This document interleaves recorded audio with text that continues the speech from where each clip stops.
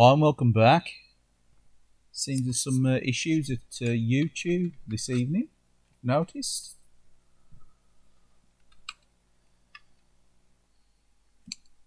Hi Michael, how are you?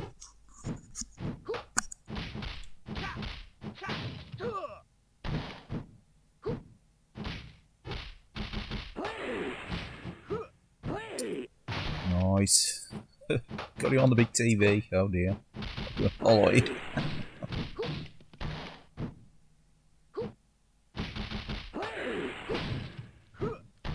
Yes. Only last couple of few minutes. Like, all right, Mike. The last couple of minutes, I thought I'll just check out YouTube before I start streaming. I realised there seemed to be some issue there. It seems to be working fine on the phone, but using the laptop, noticed the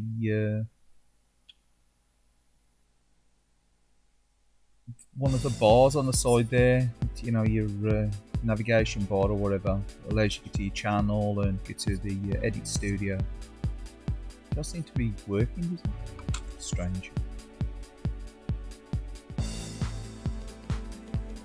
Yeah, I think there's some sort of issue. YouTube.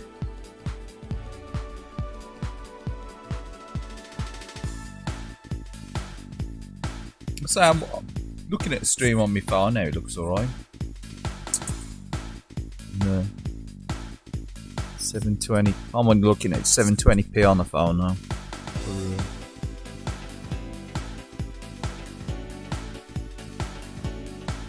Yeah.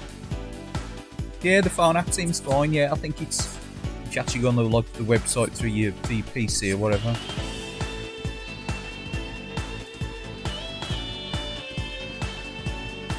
So I was thinking, oh, is it worth streaming this evening? So I was hanging on for the last 10 minutes, otherwise it would have been possibly start before 9 tonight.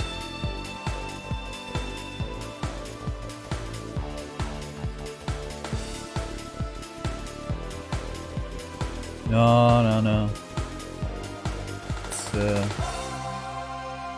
really good game. Really good game. Thought it was a Mega Mix.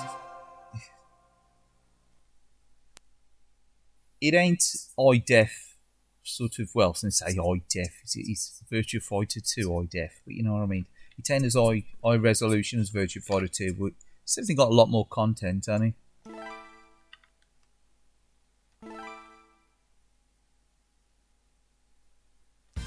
Cool, yeah.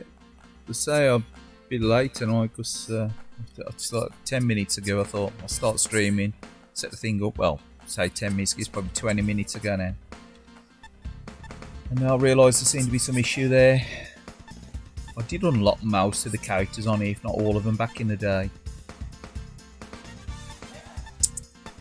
Lost my game saves on this Saturn.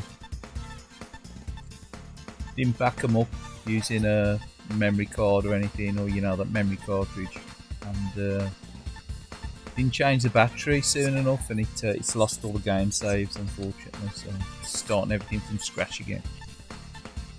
You used to have Action Replay. You could save them on the flash RAM, couldn't you, with Action Replay, which is good.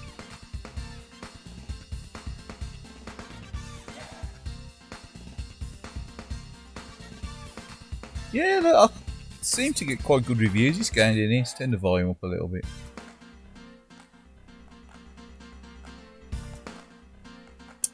Alright, James, Game Zone, Bird Room. How's them birds?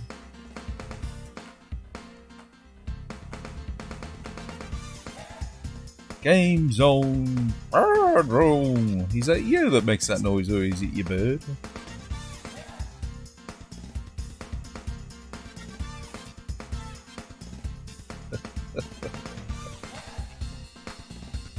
Oh, but yeah, it's Fighters Mega Mix.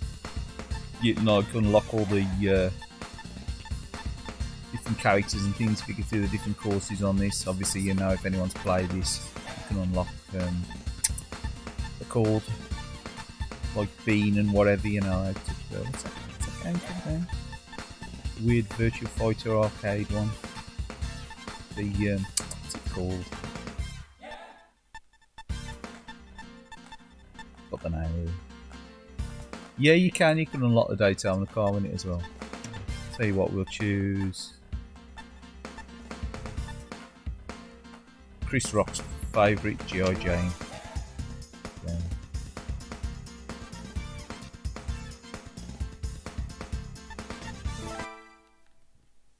Yeah. No, this is actually what I do. I mean, this is actually outputting 720 and 16:9. This capture unit thing that I'm using. But through OBS, you can push it into any resolution using one of the filters. So I stuck it into something like 1000 by 720, give it almost 4:3 aspect.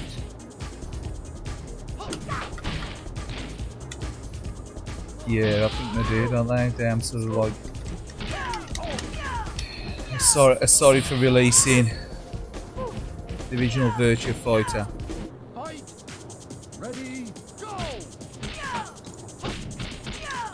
In the state that he released in, I suppose. But then again, he weren't the worst game, was he, Virtua Fighter, really? I always forget about the shoulder buttons on this one too. Sort of sidestep. Yeah, I think Virtua Fighter Remix is definitely a, you know,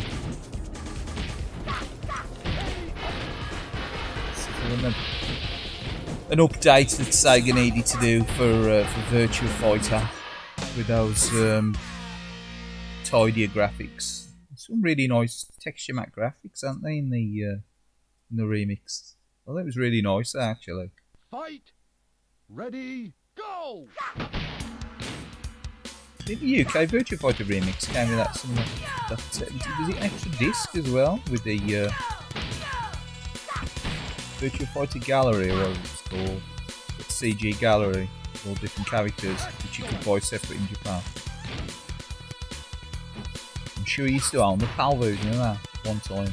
And it came with that gallery disc, which is a bit of an oddity, but again, I suppose it's a collector's thing, isn't it?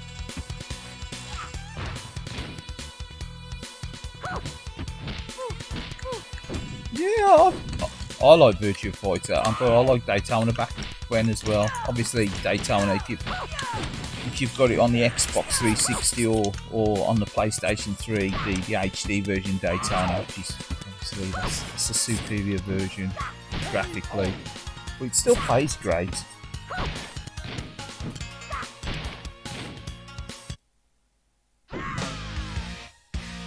Plays really nice. Daytona and Virtua Fighter, really. I still like the originals. They've got a charm, haven't they? They've got a charm. It's that sort of, you know, that straight, you know, just shaded flat polygon. They're of an era, ain't they? That original Virtua era. It's like the Virtua Racing. It's of an era, isn't it? Quite nice, you know, just to look back. But it was a bit glitchy. It's a bit glitchy, to be fair. Virtua Fighter. I think it's the fact that PlayStation have got Tekken with texture maps sort of made Virtua Fighter 1 look a bit sort of old-fashioned, I suppose, you know. I suppose that's the term for it, maybe look a little bit old-fashioned, yeah. A bit antiquated. Play brilliant though, they still play brilliant, and they're of an era, ain't they? The only game that I was disappointed Virtua-wise on the Saturn, probably Virtua Racing, because it weren't converted by Sega, was it? It was converted by Time Warner, which, while it's alright, it could have been better. Oh, I wish Sega would have converted itself, you know, sort of made an updated version of Virtua Fighter Deluxe on the 32X. That would have been nice, wouldn't it? They definitely got a better handle of the hardware by the time this came out.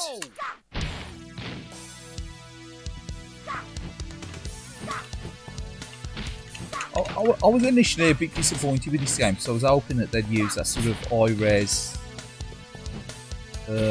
sort of engine that they used in Virtua Fighter 2, but in hindsight, you know, I suppose there was reasons behind it, and it's a really fast-moving game. There's plenty of content as well.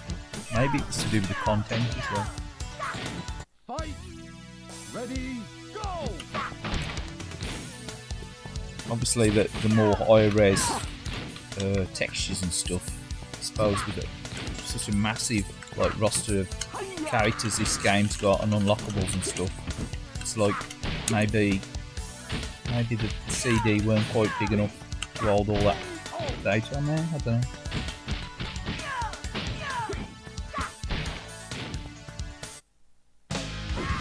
Certainly got the reasons, haven't they, I suppose.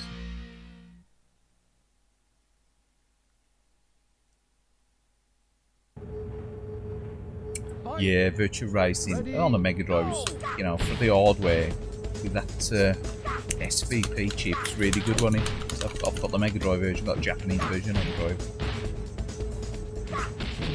The Mega Drive game it didn't cost a lot actually. I remember when I bought that when it came out, Japanese release import. I think I paid about £90 for that, an import. I went and collected it.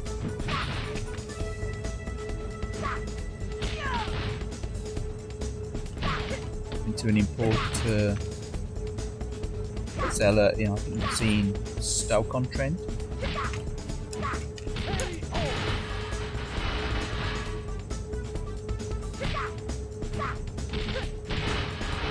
Weren't driving at the time. I remember I got a train and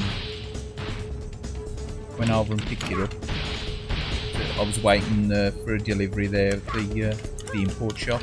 They were due delivered that day, and I was inquiring about it, and the guy from there contacted me and says, would you deliver it today if you want to come in? It's you know, it's first come first served. I think they only had about 6 copies of the game or something like that.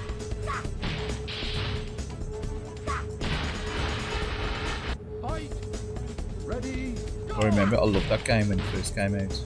Obviously it's still good now. Virtua Racing, 90 quid's expensive, isn't it? It was quite expensive on PAL though, wasn't it, when it got released. For, at the time, I think that was the most expensive single game that I've ever purchased.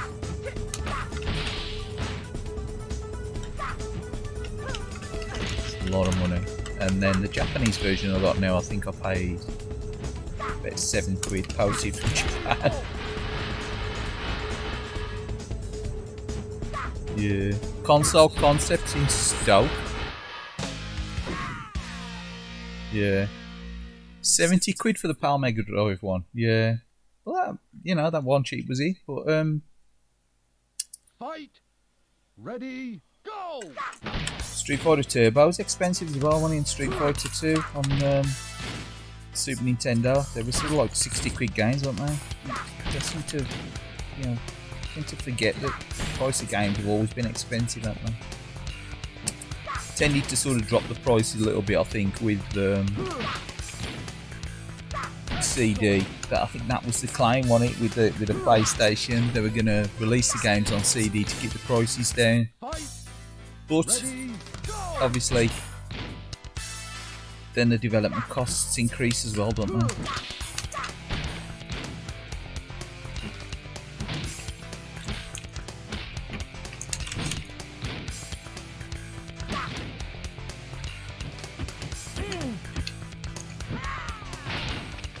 So yeah, and then obviously the likes of PlayStation 2, the prices crept back up, didn't they?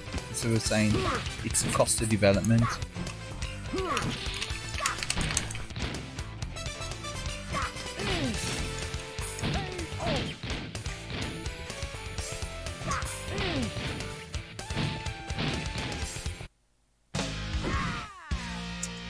See, I had the PC Engine one early on. Well, when I say early on, I had the Super Nintendo version of Street Fighter 2. And then I had the PC Engine version about the same time as I got the Mega Drive one. So I think the Mega Drive one on Japanese then, because I sort of moved on to Neo Geo and PC Engine CD software. Had a PC Engine Duo then, so I sort of like moved away from the Mega Drive. I did buy another PAL Mega Drive, and had quite a few PAL Mega Drive games. So I probably had about 4 Mega Drives over the years, different ones, at least 4. 4 or 5. I've had about 3 Japanese ones and 2 PAL ones over the years.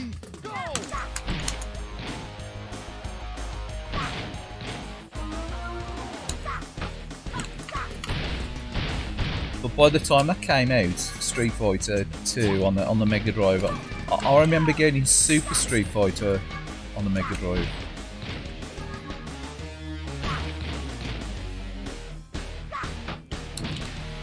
I like that, that was really good. I really enjoyed that, Super Street Fighter. And I've had the Japanese version of Street Fighter 2 as well. Now there's been the remixes as well, haven't there?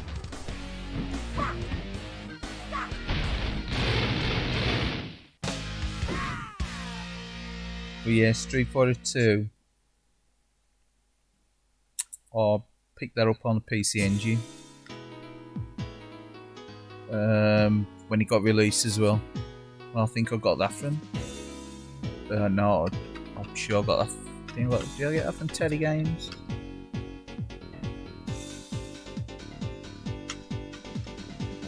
Yeah, I'm sure I did. I bought that from Teddy Games. That was in Leicester. Yeah. So I used to go over there. I used to drive over there as well.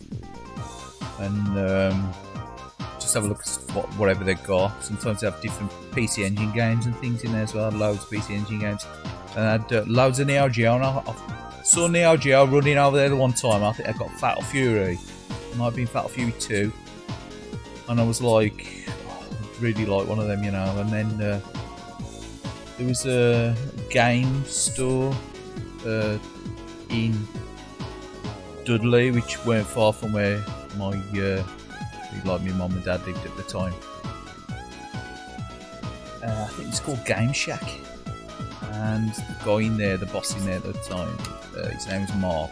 He was really into Neo Geo stuff, and he was like loads of Neo Geo stuff and PC Engine stuff. So it was great. It was a great time. So I got my first Neo Geo from there in 93, I think. And he had loads of games in there as well. He had like loads of like you know, cheap games, like stuff like Cyberlit for only 60 quid. Yeah, you can actually, Kai. You can hack the ROMs now, which you could probably play through an emulator, couldn't you? You can do the same with Outrun as well, Kai, on the Mega Drive.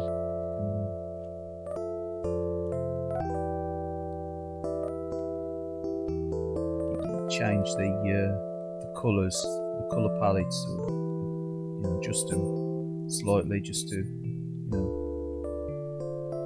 Strange that they didn't do that with the original ones, isn't it? Did Capcom convert the Sega Street Fighter 2? I think they did, didn't they? I don't think it was Sega, was it? I think it was Capcom converted it, because if I remember right, the cartridge had actually got Capcom embossed on it, hadn't it?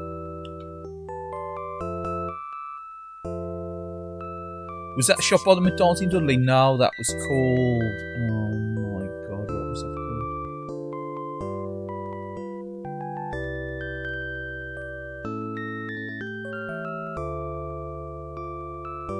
called? Blank. I can't remember the name of that shop now. It'll come back to me. Give me 5 minutes, it'll come back to me. But no, the other one was Game Shack. It was down... off from I think there was a W.A. Smith's on the corner in Dudley, and then further on down towards there was the old post office, which I remember years ago. Big old post office. Is it Wolverhampton Street? I think it's down there. It was down there. Near the Trident Centre.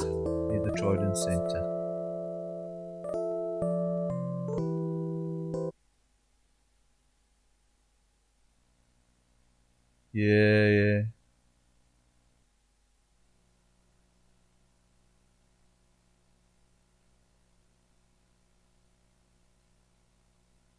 Sega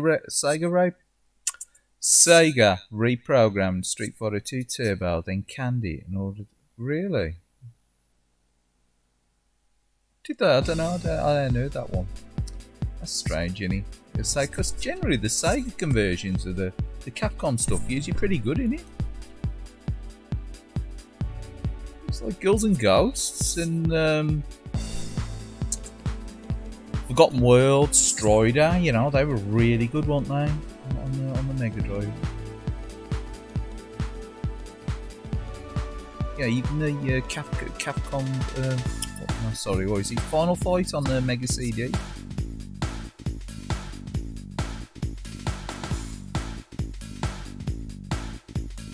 think that was by Sega, wasn't it? You can't remember that shop? That was great. That shop was. They sold Neo Geo. They sold. What else was he? Dreamcast, PlayStation stuff as well.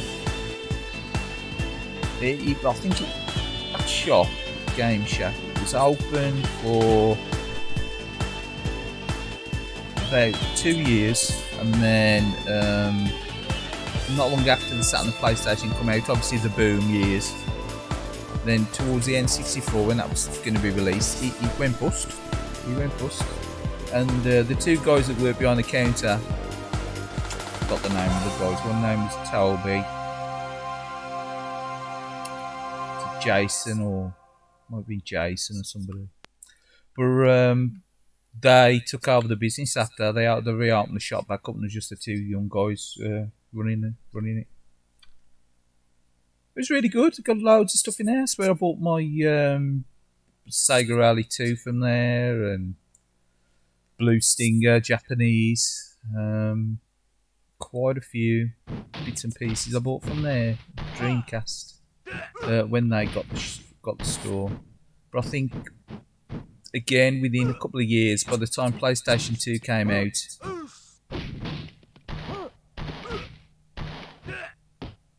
it was all over, and they made the money, and it was all over. You know, there was no money to be made in the store.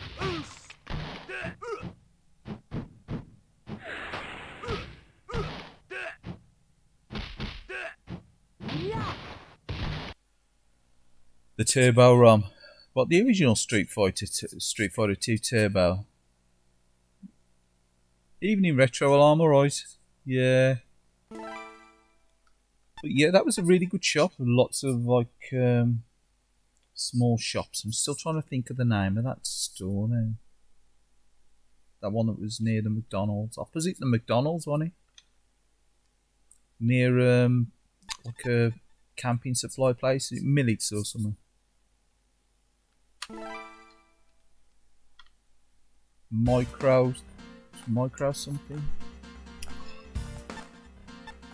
I remember it because I used to get my Master System games from there. I used to buy Master System games from that shop. Oh, I can't remember the name. I remember I used to buy Master System games out there. I remember way back when my mate used to buy his Commodore 16 games from there. It's a bit of a blast in the past, isn't it?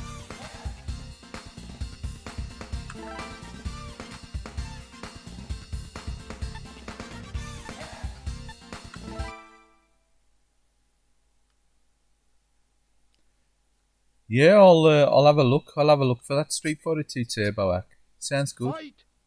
Ready, go!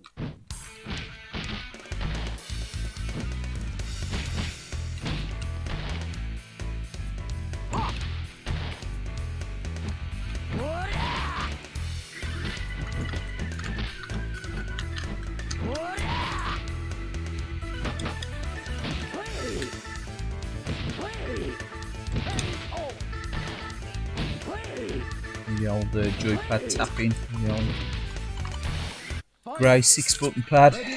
Oh, it's 8-button really, isn't it? Say 6 buttons, 8-button because you've got left and right buttons as well.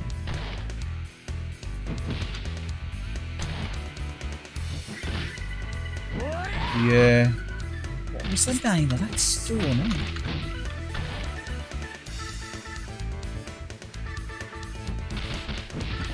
Got me thinking now, so.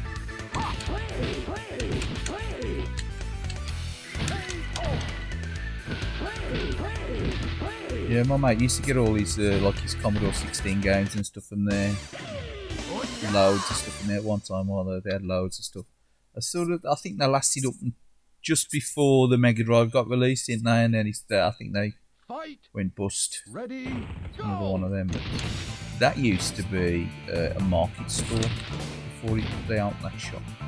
Comtasia. It's called Comtasia.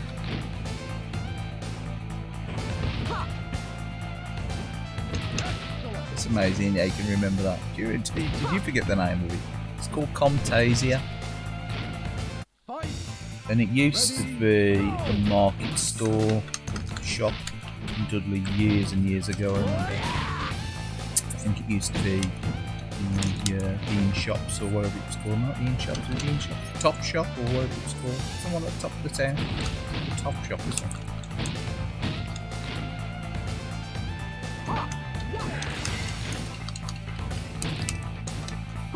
Been back a while. Sarah, naughty. ready, Yeah, Comtasia.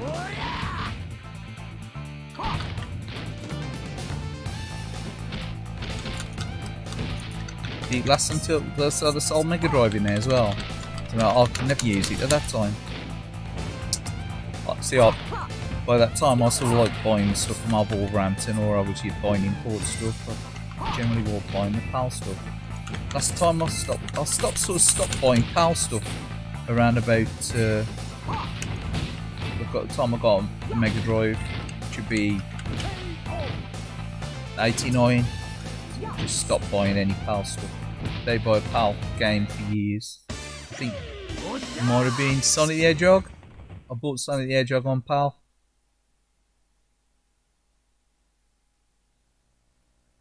fight, ready, go! So there's a game shop in Wolverhampton as well. Can't remember the name of that one now. It was the Micro Business Centre. It was another one. It's down by the nightclub used to be called now. Down by the theatre. Before it was made into Walkabout.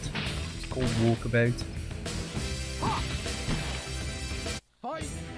Seems to be, it's the same street as the Press used to be. If you ever heard of the Press wine bar.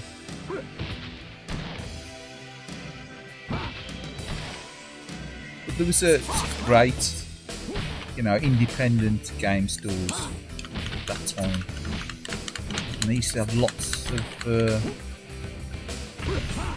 import Mega Drive and stuff. So obviously, it was a big corporate, one of the great import Mega Drive stuff in the UK during that period, during the early 90s. So I remember buying New Zealand Story from there. That place in Wolverhampton. I can't remember the name of it.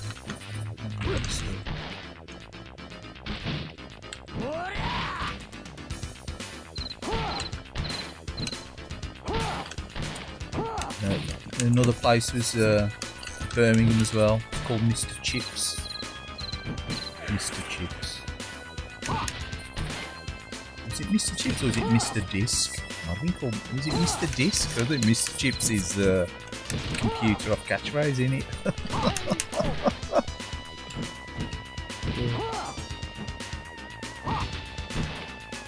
Fight, ready, go!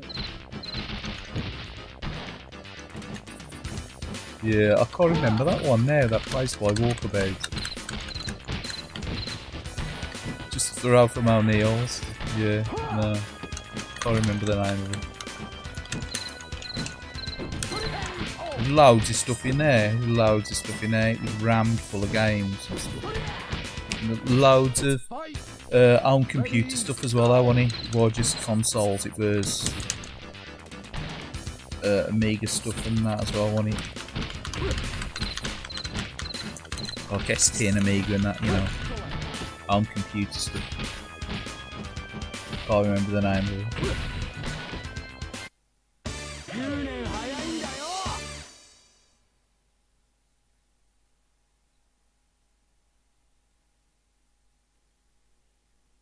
Fight. Not good, not there now anyway, am they? They've all gone. All them independent stores have all gone now, aren't they? It's on the way of the dragon.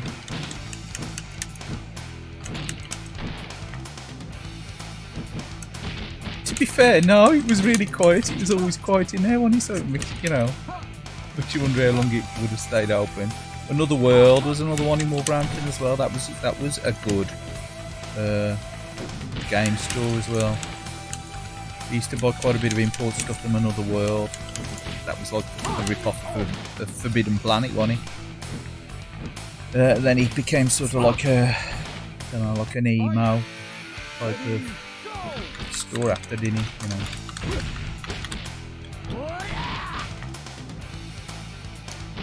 Like, you know, it's like interesting saying like Fangoria stuff and all that, you know. Yep. The stores have gone. Soul still burns.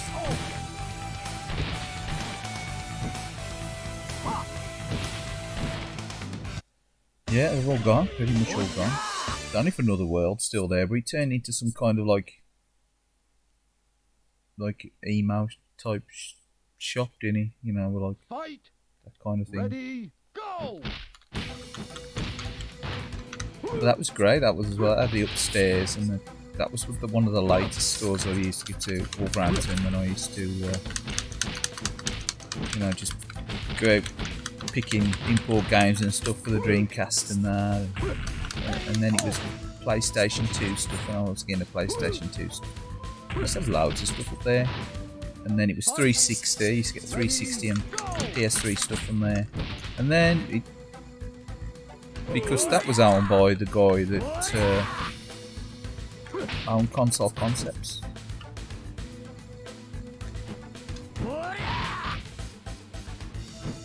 Another World. I believe they did have an Another World store, not in Birmingham for a while, but not for long. Yeah.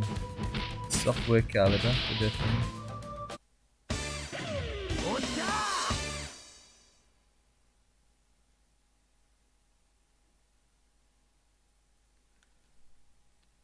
Kids Akira. Ready, go! Never played a Virtua Kids game. Not that I remember. Did I ever own a Virtua Kids game? I might have owned one actually. I don't know. I don't think I ever played it. I don't think I have actually. I've got a feeling the only time I've used a Virtua Kids in a beat 'em up is in this game. I'm sure I've never owned a Virtua Kids game. It's quite expensive, isn't it? Fight! Ready, go! Oh, for what it is, for like super deformed Virtua Fighter, it's quite expensive, I think. You know, it's more expensive to get hold of than Remix or.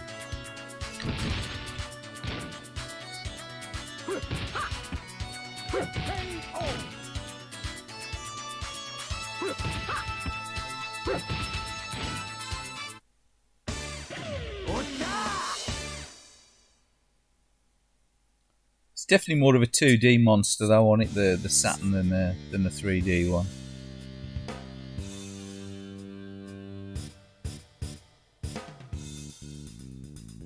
These don't look too bad actually. What I was going to do, I was going to plug this into the scanline generator and put some scan lines on there, because I think this resolution generally looks better with scan lines on, doesn't it? Obviously breaks the chunkiness of the graphics of.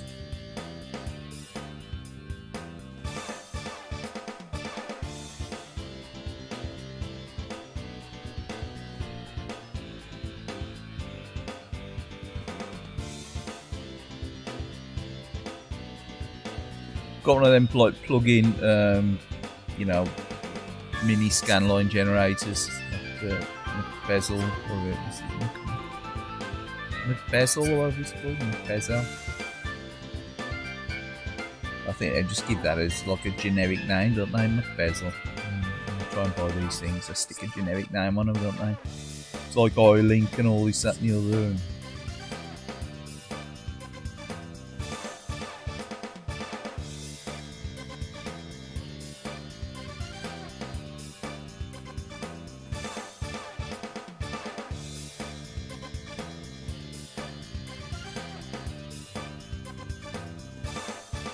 baby Akira's unlocked.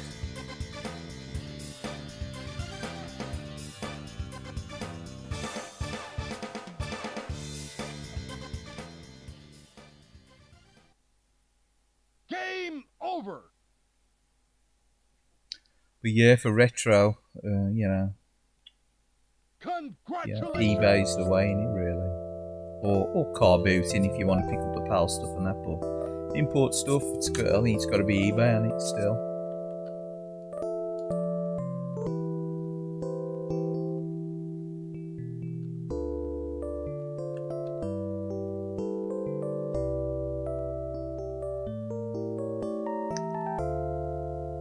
Last Wave soundtrack from it, very nice.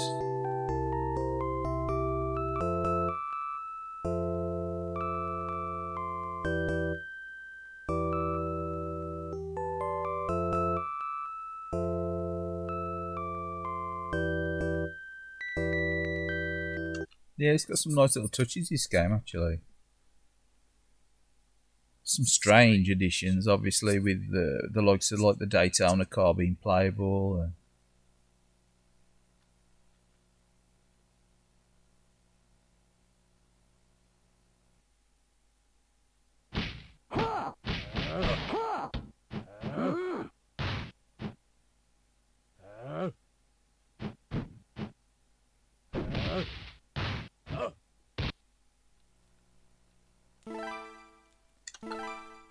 go with another one, we'll try another course, see who else we can unlock. Hopefully characters will stay in the memory. Nice fresh battery been put in there, so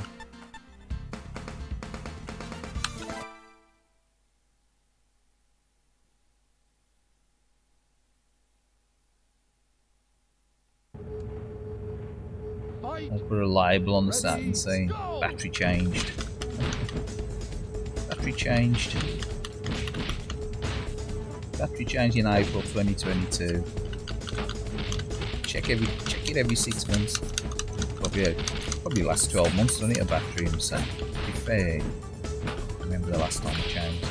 But, probably been about 3 years, so no surprise when I switch it on. I lost all this memory.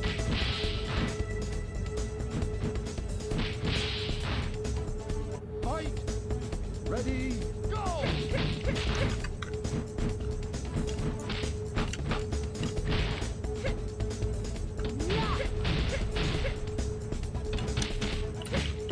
They sort of put a bit of everything into this game, didn't they?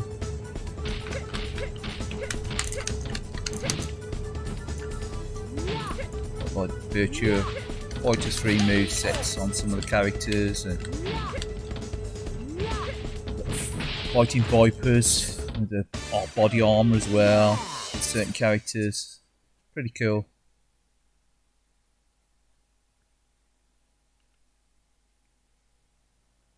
Fight! Ready, go!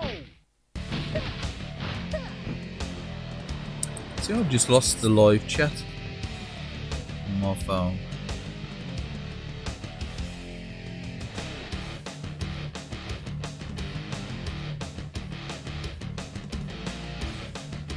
And yet the stream's still going, so there's definitely issues at YouTube tonight. Back on again now.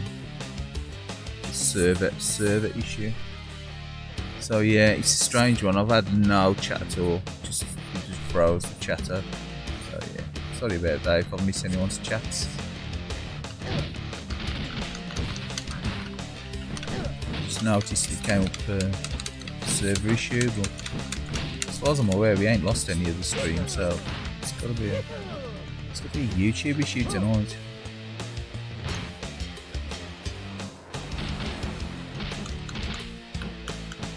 These fighters mechanics.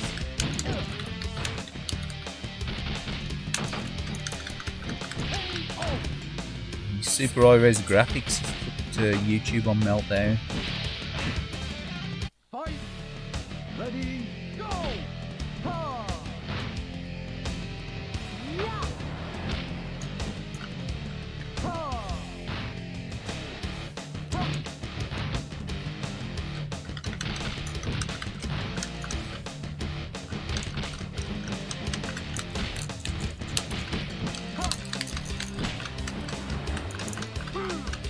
Yeah, Comte is here. That's a bit of a blast from the past. All about that story. I remember seeing a PC Engine in there. I think it was about 260 quid or something like that. And it was one that had been converted to work on PAL. And it some of the PC Engines that got released in the UK actually got like a UK RF box inside them.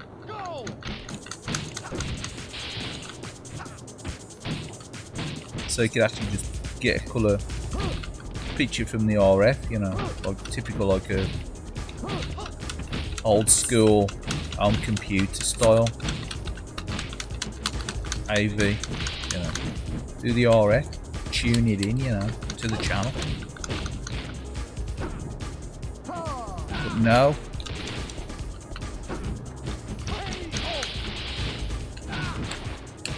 I never bought one back then at that time. I think I got the first PC Engine in 91.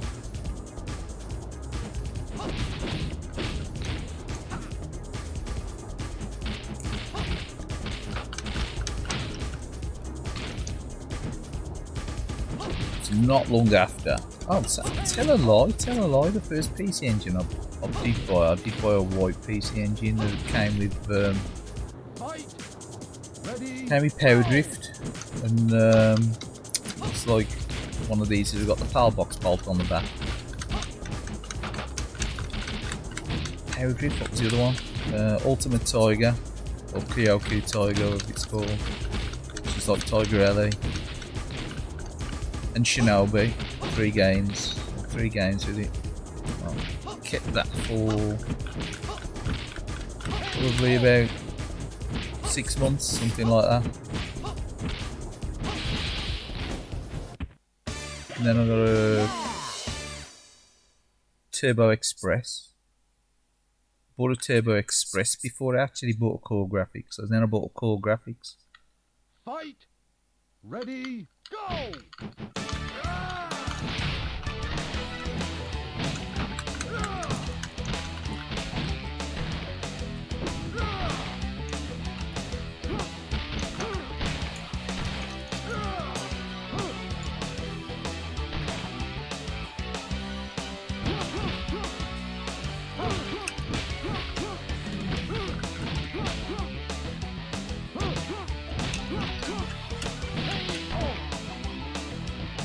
I really wanted the PC Engine for sort of like the games that you couldn't get on the Mega Drive.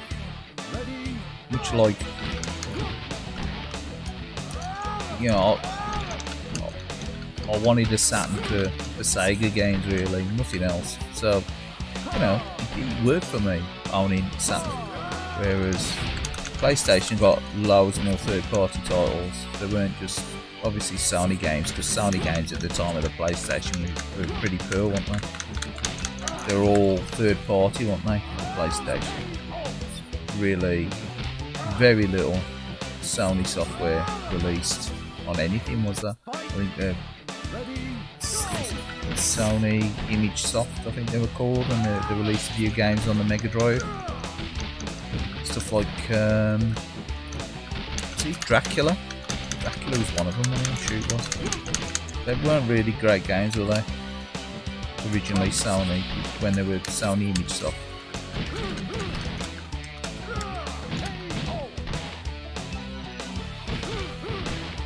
that all changed, didn't it, when you know, PlayStation came out, and the likes of, you know, all the third-party stuff. Fight. Ready, go!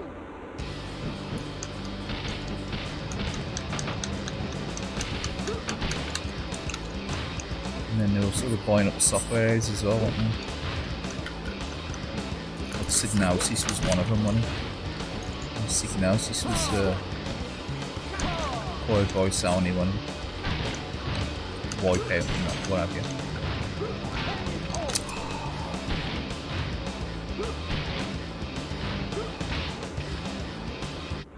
Guitar Smash.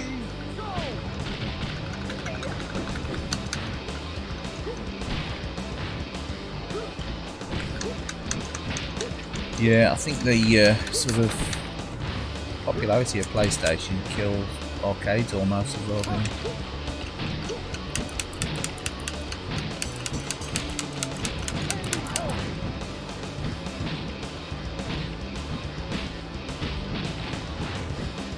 Fight.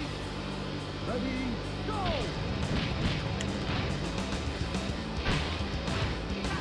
When they started using, you know, that was the beginning of using home console hardware in coin-ops, wasn't it? PlayStation, and then obviously you had Dreamcast, and well, you had SDV as well, didn't you? You had the Saturn coin-op as well, which wasn't really that successful, was it? And then you've got the Xbox, Chihiro, Sega. You know, there were different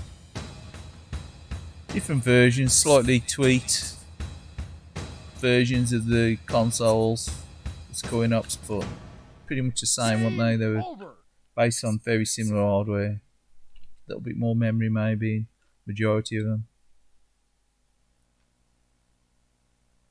And he sort of progressed as well, didn't he? Progressed as it went through, so they sort of went more, Sega went more sort of PC based, didn't they? If I remember right, with the Lindbergh, it's sort of like a high spec PC board inside the Lindbergh, innit? I think the last custom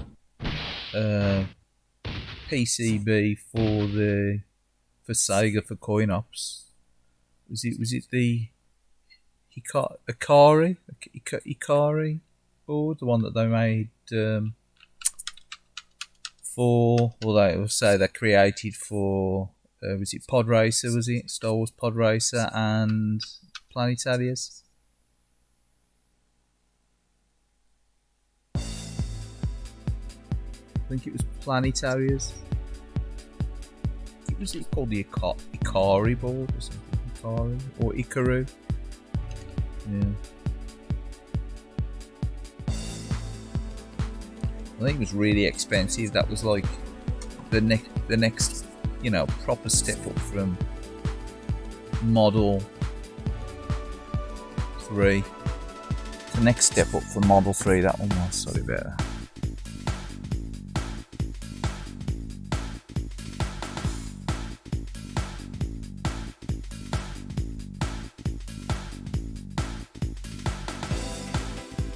Anywho, we'll change the game over. Bear with us.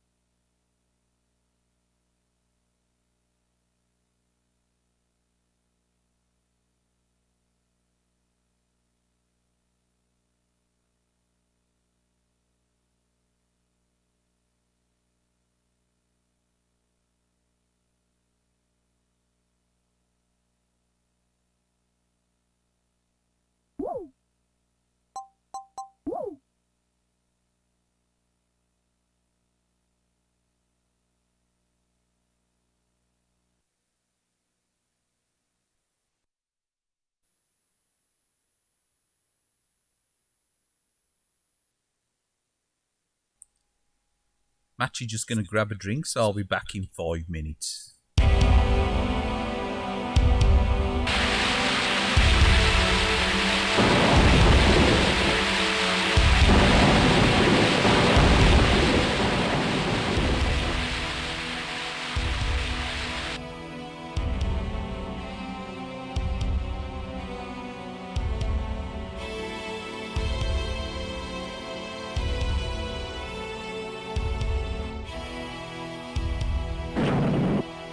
Golden Axe, the duel.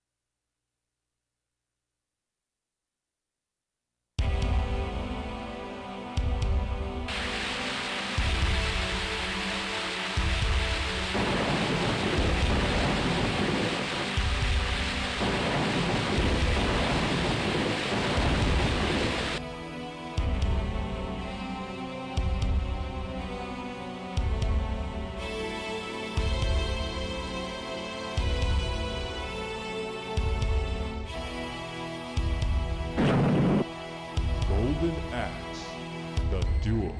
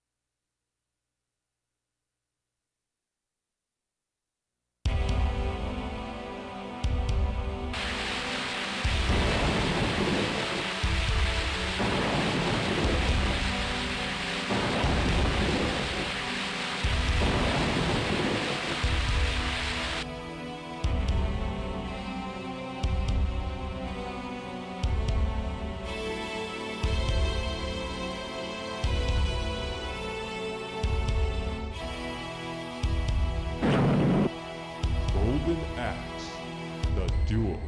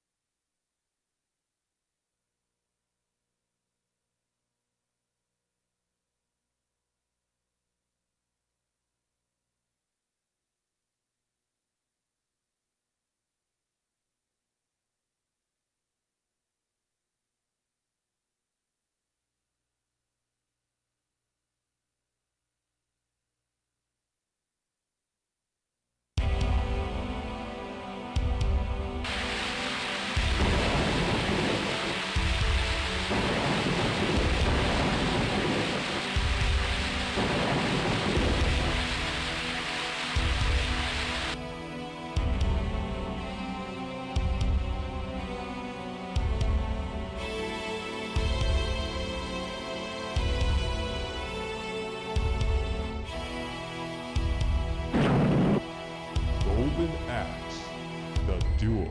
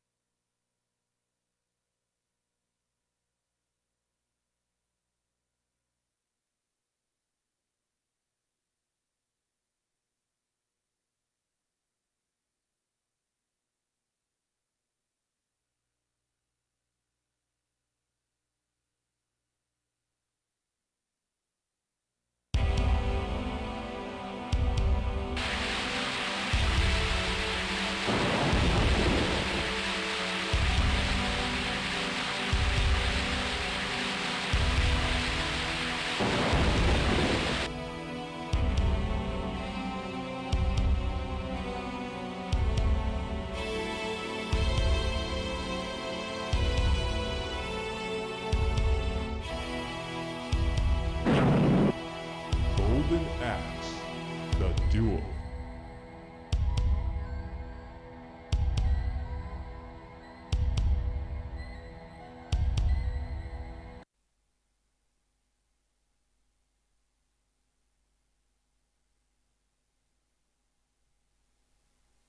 Cheers for hanging around, anyone? Right, so we're going to be playing a bit of Golden Axe, the duel. Talking of Sega, Saturn related coin-op games, this is one of them. It's an STV coin-op game as well. It's very Neo Geo-esque, this one, I think, with the zooming of the screen and the design of the sprites and stuff, you know, and colour palette and everything about it. It's got real sort of Neo Geo sort of vibe to it, this game.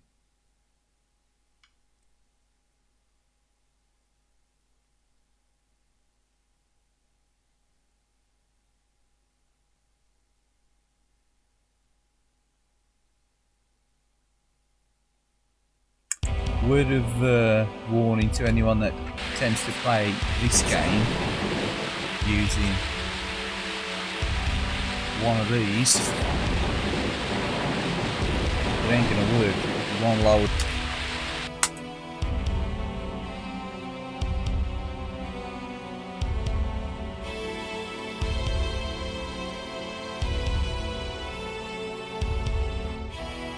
Even if you set it for standard digital pad, non-analog, it won't work. Duel.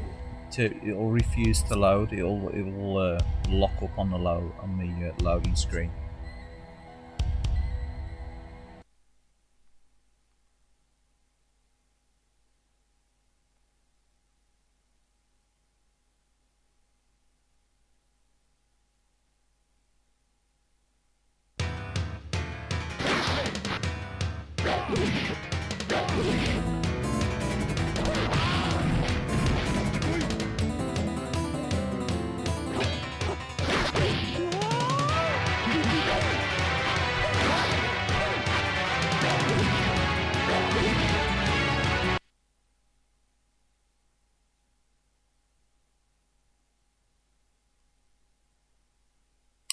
Yeah, I'll give it a shot.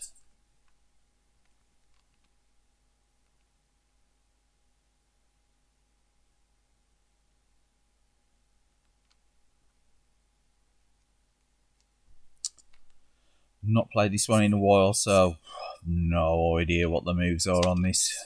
I'll try and play it like a typical Capcom beat 'em up. It'll probably fail miserably.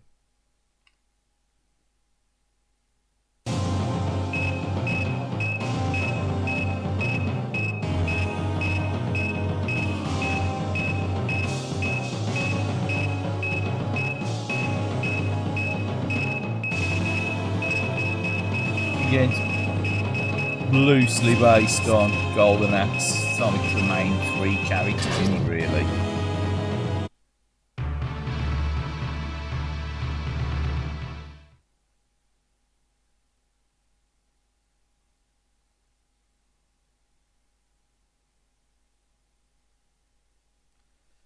Old Tyrus, Gilius, and Mr. Axe Battler. There's his million flare in it. Simply Tyrus flare in the original Golden Axe.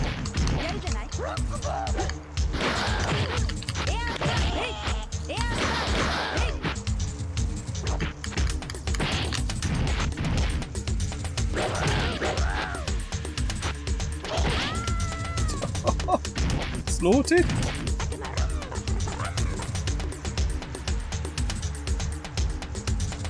Duel 2. Fight.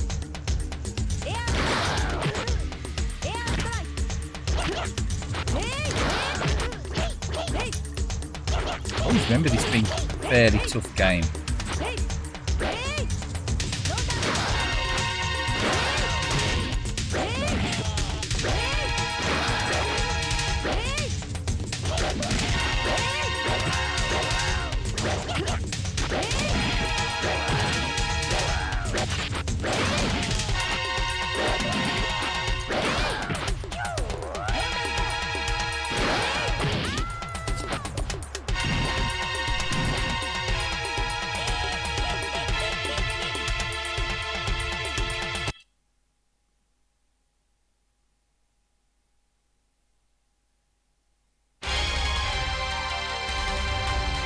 No idea what the guy's saying there.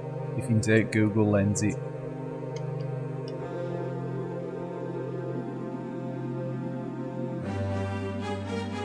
It's quite loud, isn't the music on this one?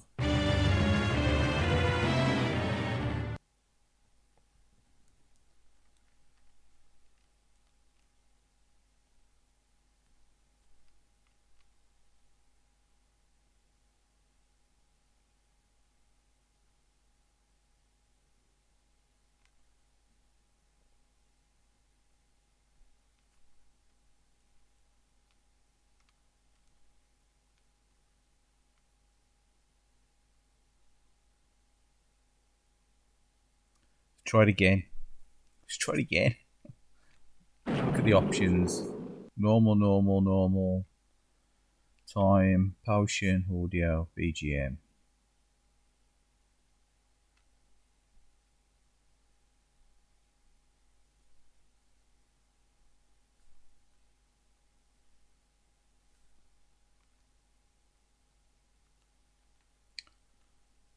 Stick with it.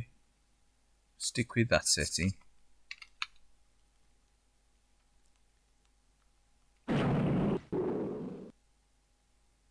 Use the force. We'll try the force. Let's see if we can improve on that. Oh, I think anyone could improve on that. Even me.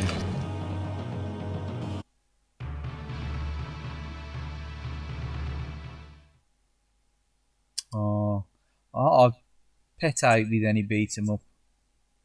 Facing off against the mirror image character. Duel 1. Fight.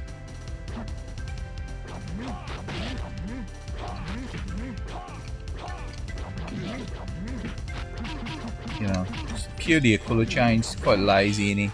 I don't like it when developers do this. I really think they should at least, you know, one of my biggest pet outs with beat 'em up games.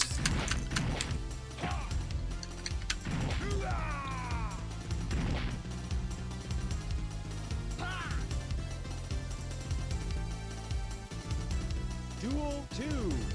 Fight.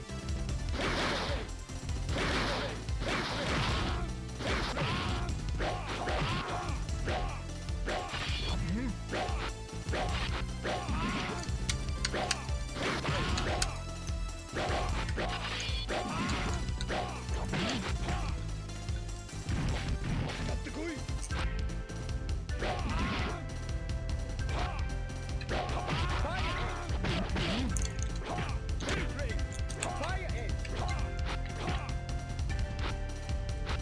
Yeah, nice graphics. Nice sort of like zooming in and out.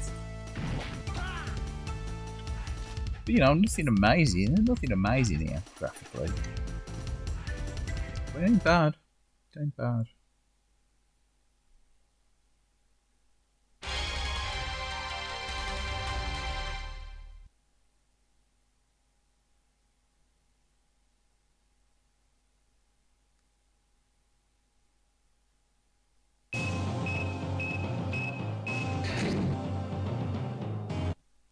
Let's take a drink out that drink that I managed to get.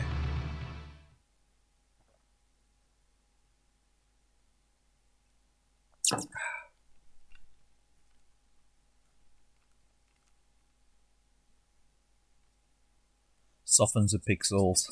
Duel 1. Fight.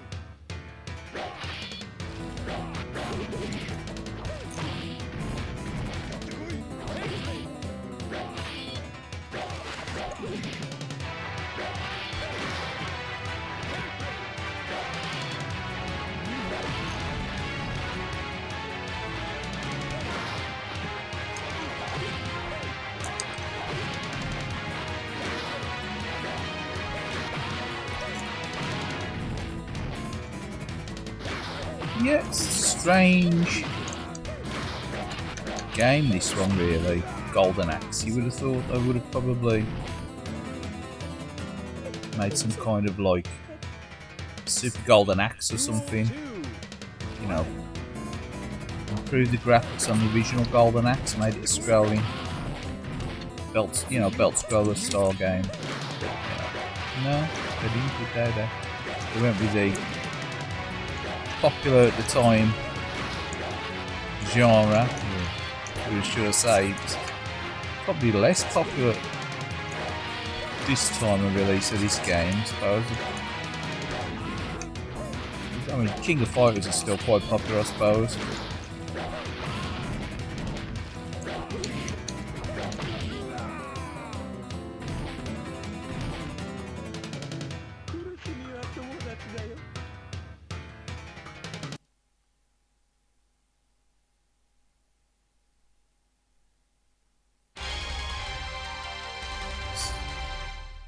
Yeah, you gotta have your wits about you playing that game. You've got to, you know, you gotta have the understanding of the move set for sure.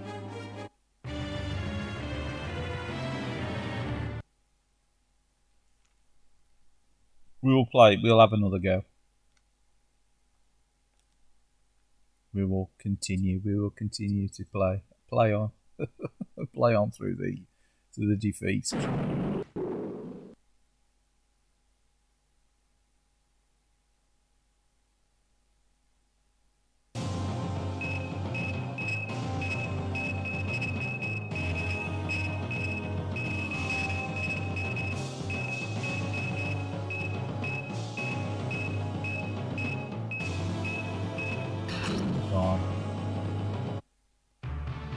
Mr. Thunderhead. Again, they make you play the mirror image character.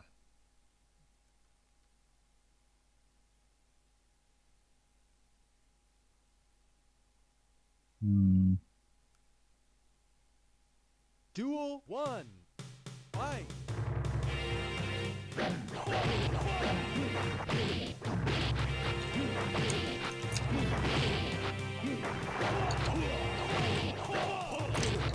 The old off circle moves, the old Capcom specials, they seem to do a lot.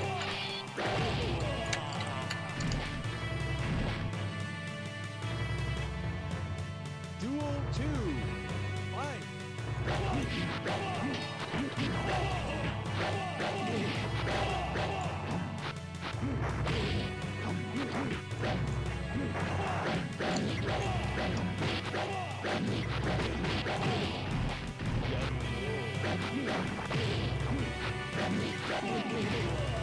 Oh, brutality.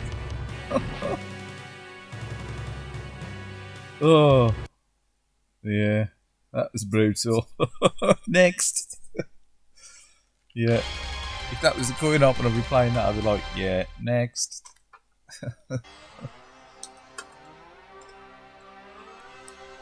Sorry about that. I think costs a lot actually. Golden Axe Duel. Almost looks like Duel, doesn't he? Duel.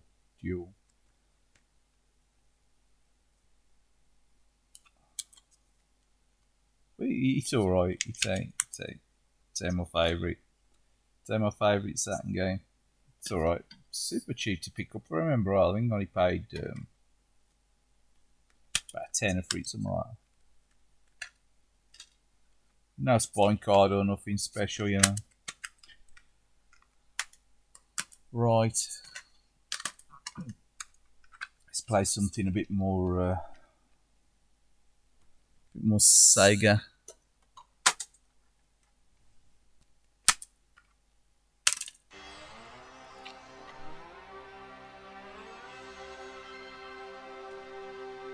It's very sort of Neo Geo inspired. In my opinion, that Golden Axe Duel. It's fine, but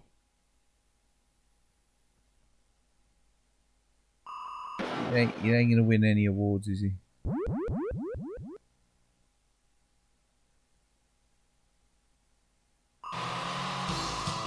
There's this game.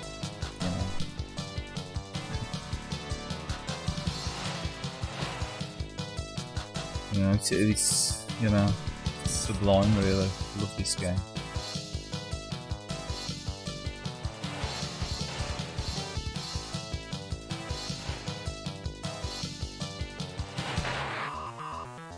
I'm actually going to try playing this on the digital pad as well, rather than on the analog.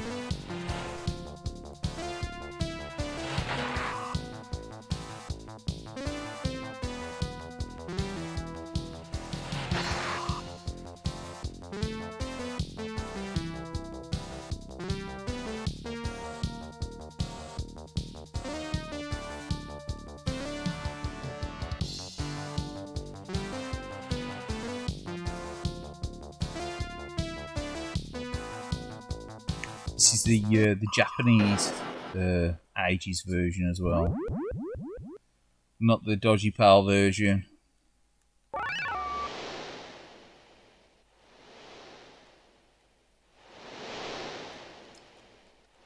So you got overseas smooth, Japan smooth, and the way you unlock that is by pressing A and C. When you go into game mode, hold down A and C, and press left and right until it scrolls through, and then you get the extra option there. There's also another way of changing the handling as well. There's an unlockable as well, but I can't remember that. I just can't remember that off the top of my head.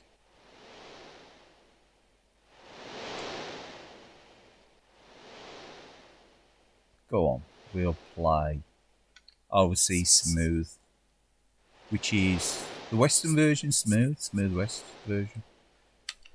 It's obviously everyone knows there's a different version for what's going on here.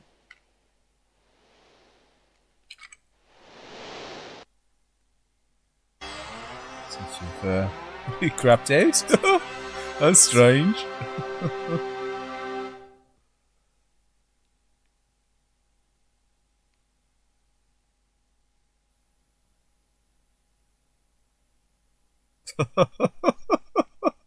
Never known that. Only on the streams. Well,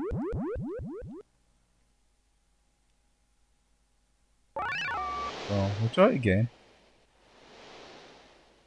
Don't know, maybe these capture things don't like the smooth overseas.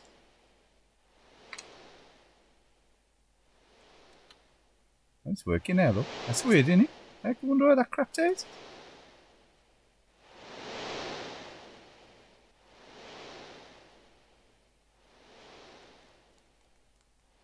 Didn't like that anyway, whatever it was.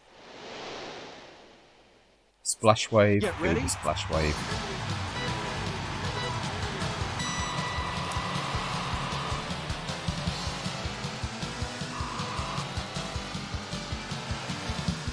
Again, this is the smooth 60 frames mode, which is nice. Oh, it don't really come obey the sensor speed like the 30 frames mode.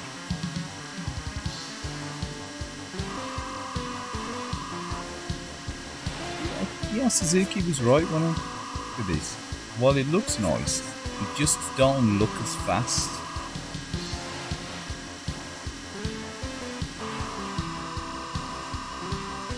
It don't look as fast as the 30 frames mode. Still don't stop you crashing into cars though.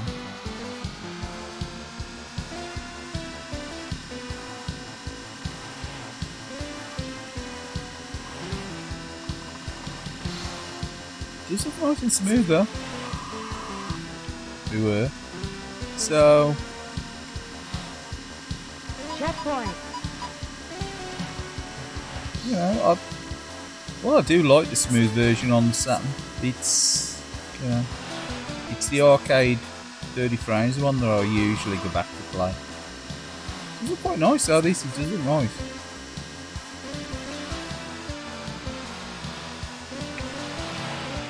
It looks nice in the smooth mode.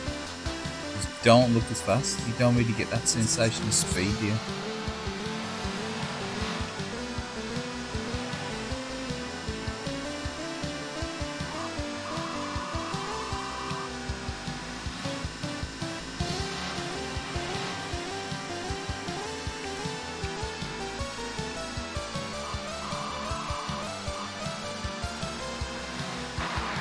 Oh,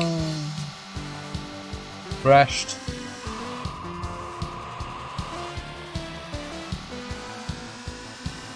Crashed and burned. It's like a lot of people play this on the easy mode, don't they? You can play this on easy, and you know, complete pretty much every course. But if you play it on normal or the hard difficulty levels, it ain't an easy game. It's an easy game at all.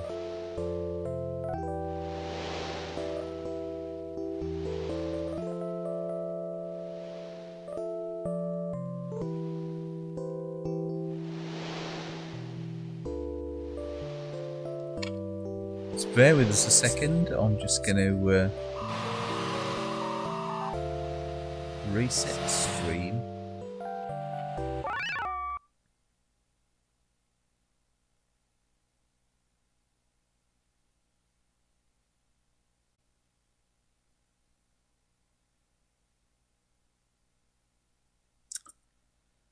Hey there,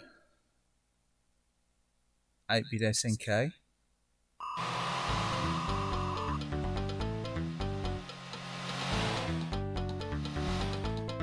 There with us. Yep, playing a little bit of Outrun on the original Sega Saturn. It's the original disc version, no ODEs or nothing tonight, or memory cards or any other retro, would you say, retro evilness? Retro witchcraft? No, retro witchcraft. No retro witchcraft involved this evening. It's all healthy stuff. Yeah, it is a bit of a classic, isn't it? Right. And this is nice as well, because if you plug the 2-player pad in and do a bit of fiddly diddly with the buttons and the start button, you can get the insert credits option, like, and it's almost like a coin op in it. I'm going to change that back to overseas, and I'm actually going to turn it on to easy and easy.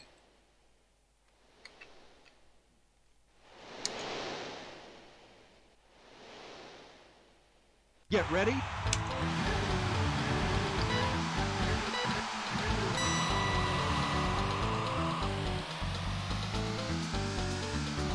Because I ain't really played a lot of this in absolutely the 80s, so while I've sort of played loads of this game over the years.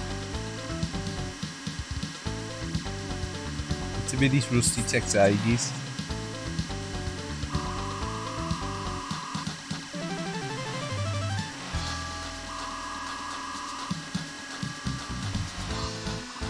But it does give a much better impression of speed with the 30 frames. So Suzuki was right. If you ask me, you Suzuki was right. If he's watching this, I can say yes, you were right. And that was a crash.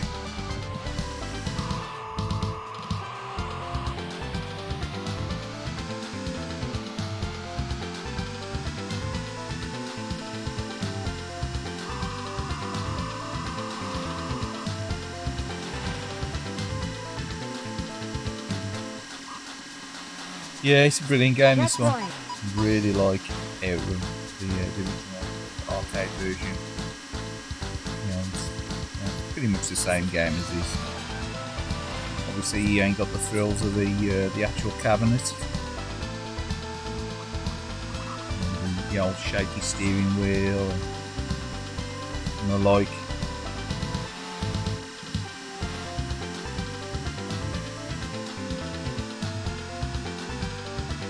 Music blaring away through the speakers. So I've got music on here, but sort of popping away through the television. Nothing fancy. I ain't got the sound system connected up to it at the moment. Got 2.1 surround sound. I usually play all the video games, so I ain't got a 5.1 or anything bigger than that. Just a standard 2.1 with a subwoofer. But it's not running through that, it's just running through the normal television output at the moment. I do like the soundtrack in this game, brilliant.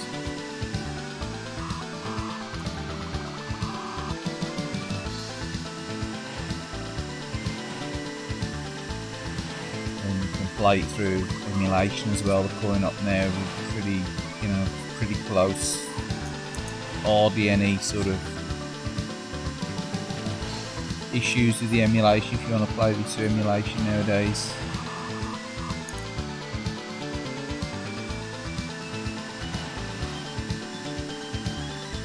Also different versions of the game as well, the Cannonball versions as well. Never played any of them, they've always looked interesting. Yeah. So I've seen collectors on YouTube that are actually, bought Outrun cabs and stuff in the past. Again, it's a bit obsessive, I think, really, if you're buying arcade cabinets. Maybe the odd one stand up, Or if you've got more than 2 or 3 stand ups, I don't know, again, it can sort of become, another strange YouTube phenomenon. You're collecting shit, say.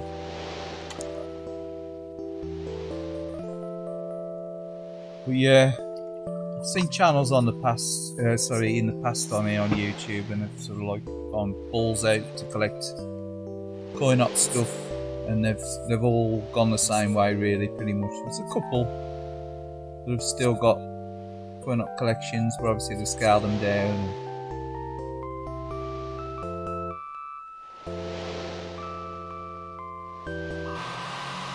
Exactly same, yeah. I'd really like an Outrun coin-op, but then again, I'd probably need an house 3 times the size where I got to turn a garage or whatever into like a mini arcade or whatever. They'd have a double garage or something,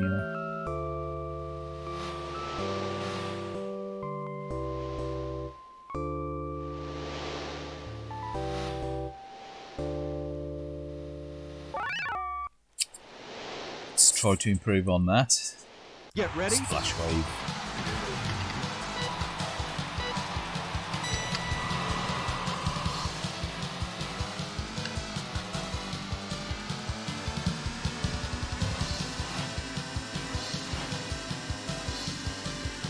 Yeah, the Sega Super Scalers. I don't think there's many gamers out there that could say, you know, if money weren't an option, space weren't an option, that they wouldn't have, you know, 3 or 4 Sega Super Scalers in the collection, you know, even if they were the standard ones, you know.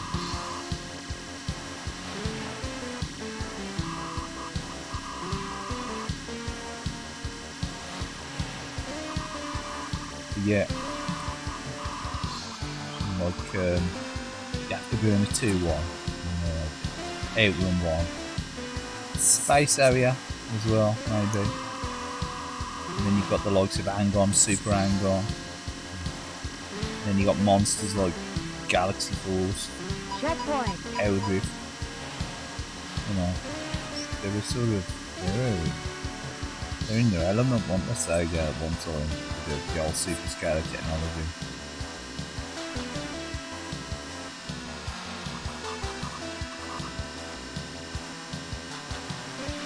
But it was the whole package, wasn't it, with Sega? It was the games, the bright and colourful, you know, the hydraulic cabinets and whatever, you know, the moving cabinets. Well, not all hydraulic, but there's some like mechanical, what they like from the blade. But yeah, the old moving cabinet thing, you've got the music.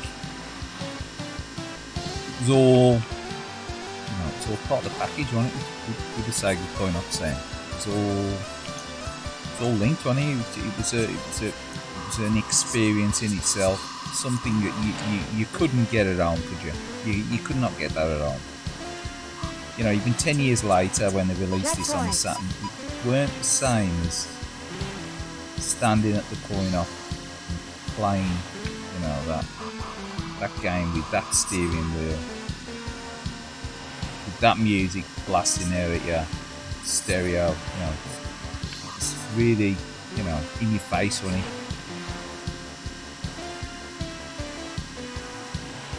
Exactly, you know, standard one to do.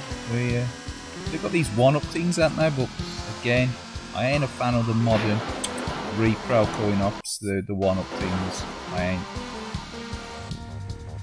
How you doing, kinda? All right, mate. How are you? How are you this afternoon? Is it an afternoon? Afternoon in Kaylied. It's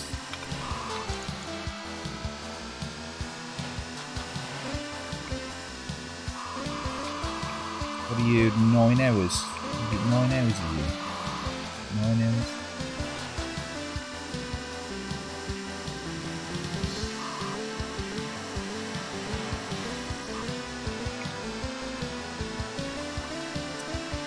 Yeah, I would space area a lot, yeah. Doing well, that's cool. Jason, innit? I like using the old, you know, informal names, yeah, but kinda cool, if you want it to call kinda cool. It's still kinda cool.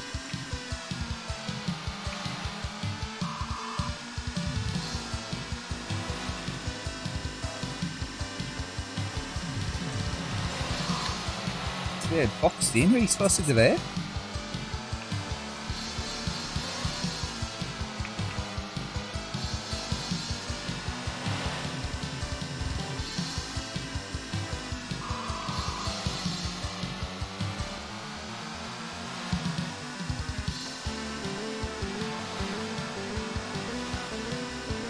But it was part of the package, wasn't it? Like I said, or like I should say, like I'm saying.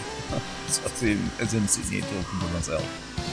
Obviously, I ain't talking to myself because you're listening, but you know what I mean. It's a one-way conversation, isn't it? Apart from the comments. Here's me rambling on about Sega coin-ops. Well, they were just, it's a package, wasn't it? You couldn't get that around, could you?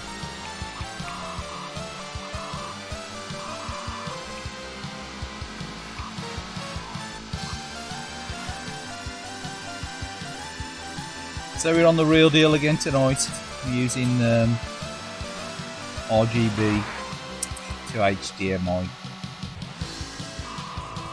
converter for the old Japanese Saturn.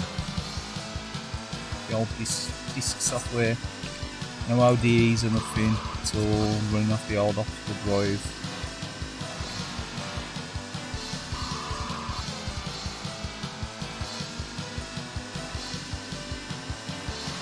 The old Obsoletus Maximus.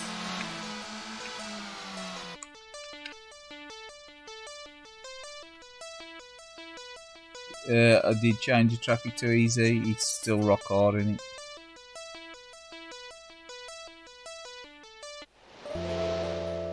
Yeah, I changed the traffic to easy and I changed supposedly the difficulty to easy, but it's still rock. But it pays to keep an eye on the road. But yeah, I sure how the capture's coming through, but it looks quite nice on this flat screen plasma I'm passing it through into. So slightly roundy pixels, but it ain't too bad. What I will try is connecting up my scanline generator, little mini scanline generator at some point, and try recording some footage off that to see if it does sort of give that CRT effect maybe. I know YouTube tends to make a mess of scanlines, that's probably why I do try to use the OG hardware, but I don't always do. It's like some of the Neo Geo. On the Neo Geo, I was emulating that one on. But I do like to keep the original stuff. It's purely because Neo Geo is a bit tricky, and the picture quality ain't that great if you just run it through composite and that. I have been eyeing up another way of capturing the Neo Geo, but sort of I'll held back on that one. Same with the Mega Drive. But Saturn, Dreamcast, you know, I do try to keep, and same with the PlayStation 2, I do try to keep the original hardware and capture from it rather than emulate it. I know a lot of people do emulate Saturn now and PlayStation 1 and the like, but I do like the original hardware. Something about the original hardware, you know, it's the gamepad, it's the experience as well in it. It's that, again, I was talking about coin-op experience, it's the same with the console experience as well in it. I mean, okay, you can buy repro cartridges and things like that, but it's nice to play them on the genuine hardware in it. It's still a disc in a system, physical, you know.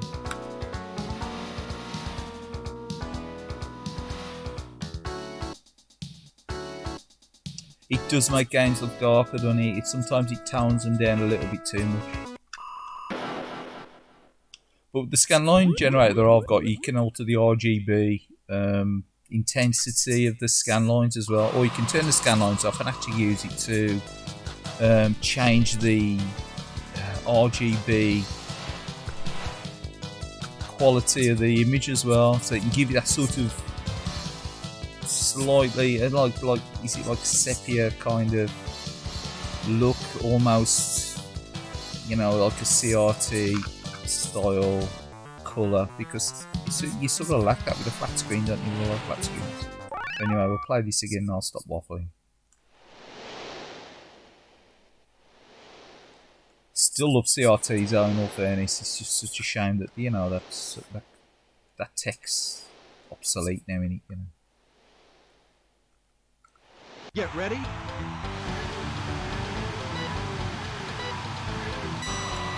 Yeah, you can turn the contrast up on a CRT and sort of get away with it, though.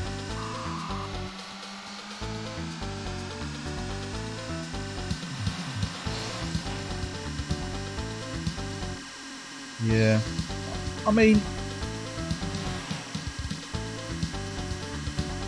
again, back to the hardware software thing.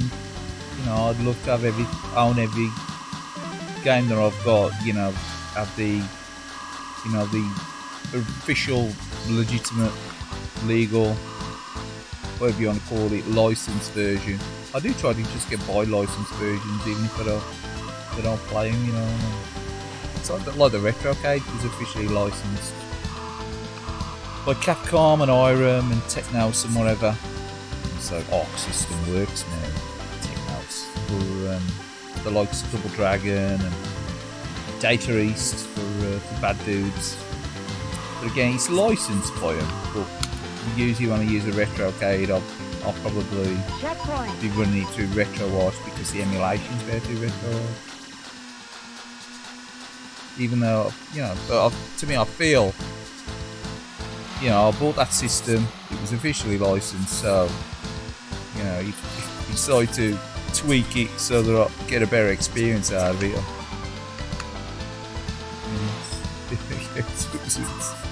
It's my prerogative. But yeah, I love the original hardware, especially the retro stuff. You can't be playing the retro stuff on, you know, on the screen that it was designed for. Like this game was made for a CRT one.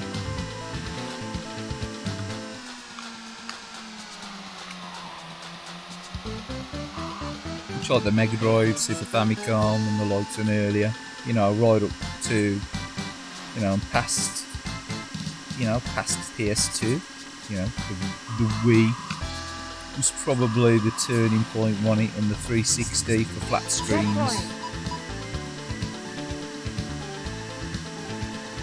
So obviously the 360 and PlayStation 3 and the Wii to a point with a, you know, with a component out, was sort of made for a flat screen, even though the Wii component out is pretty poor really.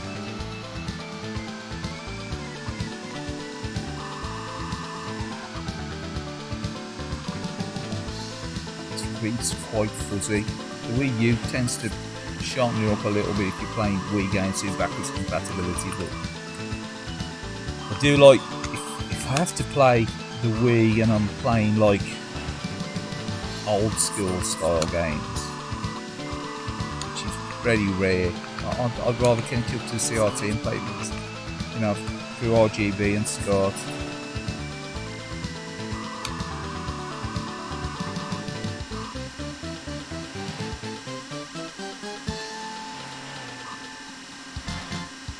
Checkpoint.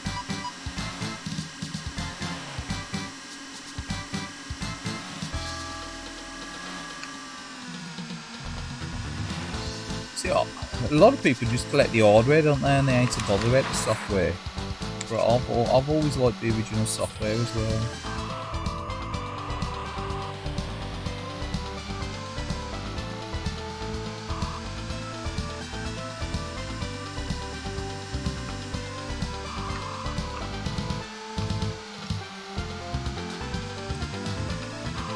That's the thing. A lot modern collectors today, they're sort of, you know, they're going to struggle, ain't they, with picking up these games, the originals, you know, and starting the collection because of the prices. But I suppose that's just the way it is. They were never cheap when you bought them new, so why should they be cheap when you buy them second hand?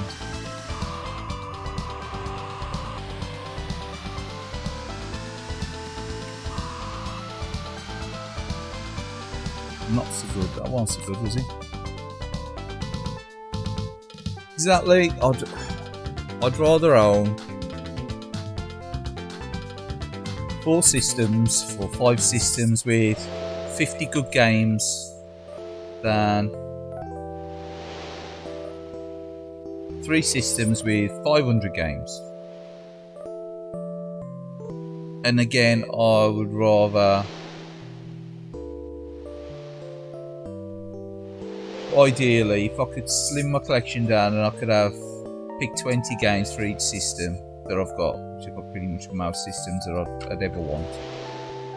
If I could have 20 or 25 games for each system, that would do me. But I like having a shelf full of games, but having thousands of them. I think on my last count, I think I've got about 1,600. But I've probably got more than that now. But like, it can be too much. It's too much.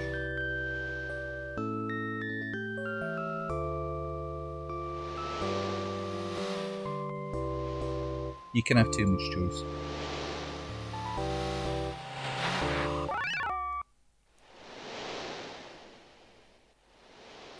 But I'd rather have a shelf full of games than 8 consoles and just have ODs and EverDrives in them. But providing I've got enough, they're all enjoying play.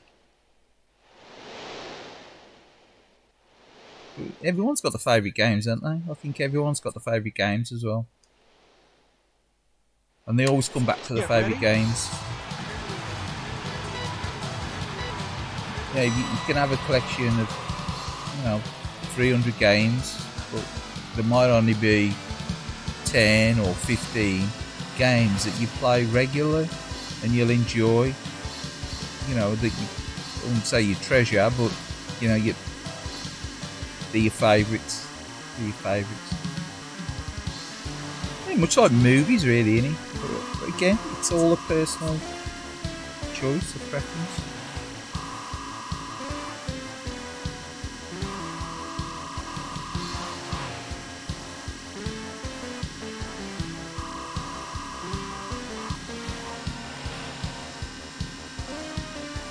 But modern collectors today, if collecting retro,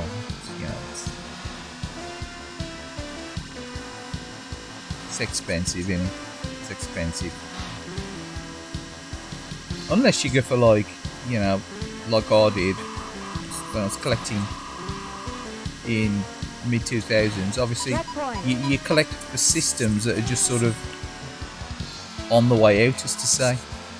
Like now, you'd be like picking up cheap Xbox One games and PlayStation 4 games, maybe, and, Wii U games. Some of them, not all of them, because some are still expensive, aren't they?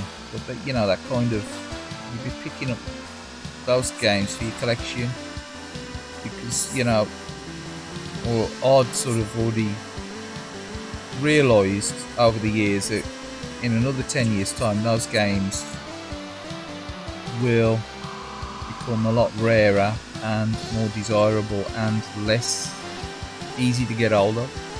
And I don't just buy games for the sake of buying games. If I like the look of a game, or I've played a game or played a demo of a game, or it's the sort of genre game that I like, I'll buy it. But not just to purely collect. Well, that's it. It's a personal thing. Probably the biggest collection of games I've ever had on one system. It's probably the 360. At one time, I think I had around 200 odd games on the 360. PC Engine, I've always sort of hovered around between 80 and 100 mark. I think I point to the last collection I've got. I think I've got about 110, 150, including Super Graphics, just U cards. Mega Drive, Japanese, my first collection, I think I only ever had about 60. Latest collection I've got about 30. Sort of hovered around in between probably 60, 50, and then sort of I've slimmed it back down to 30. Super Nintendo, only ever owned around 50 or 60 Super Nintendo games. Now I've slimmed that down to, I think I've got about 18. They're actually Super Famicom, not Super Nintendo. Checkpoint.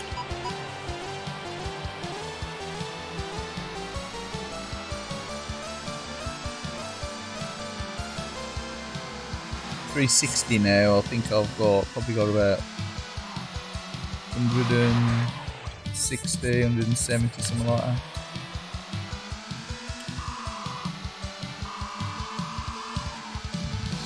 So many GameCube games? I had loads of GameCube games at one time. Thank God I'm there. Traded them in ages ago. Traded them in when you was getting like 35 quid for a game, when it was first becoming super rare and popular. And just trading them in for other games, software. Place like CX and Game.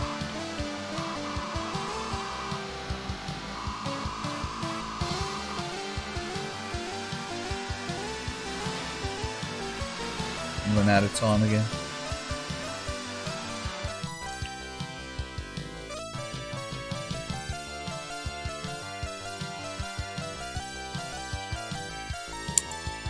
No, I know what you mean exactly. I've become more. Well, I've tried to become more.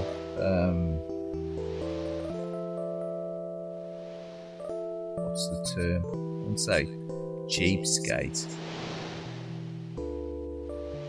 More canny with the purchases, to be honest, for gaming. Tried not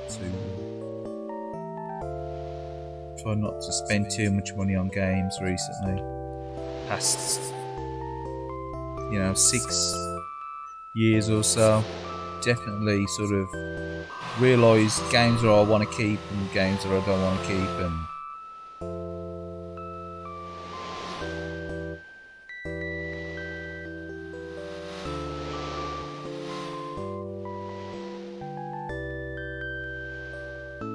yeah, Computer Exchange, they're cheap.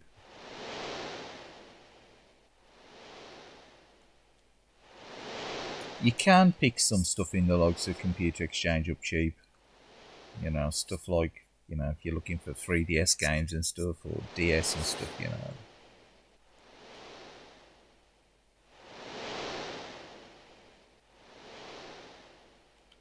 Get ready. Have another go at this.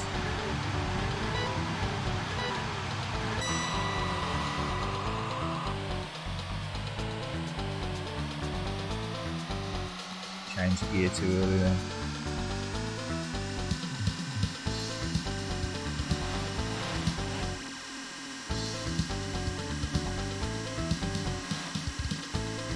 Everdrives, LDEs, stuff like that. It's all cool. People want it.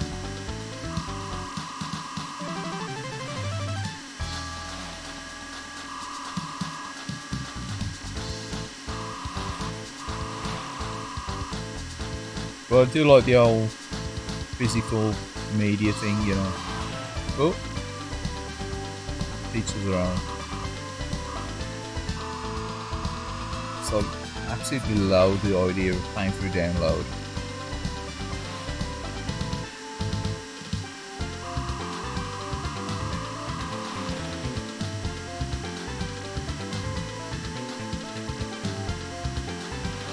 Checkpoint.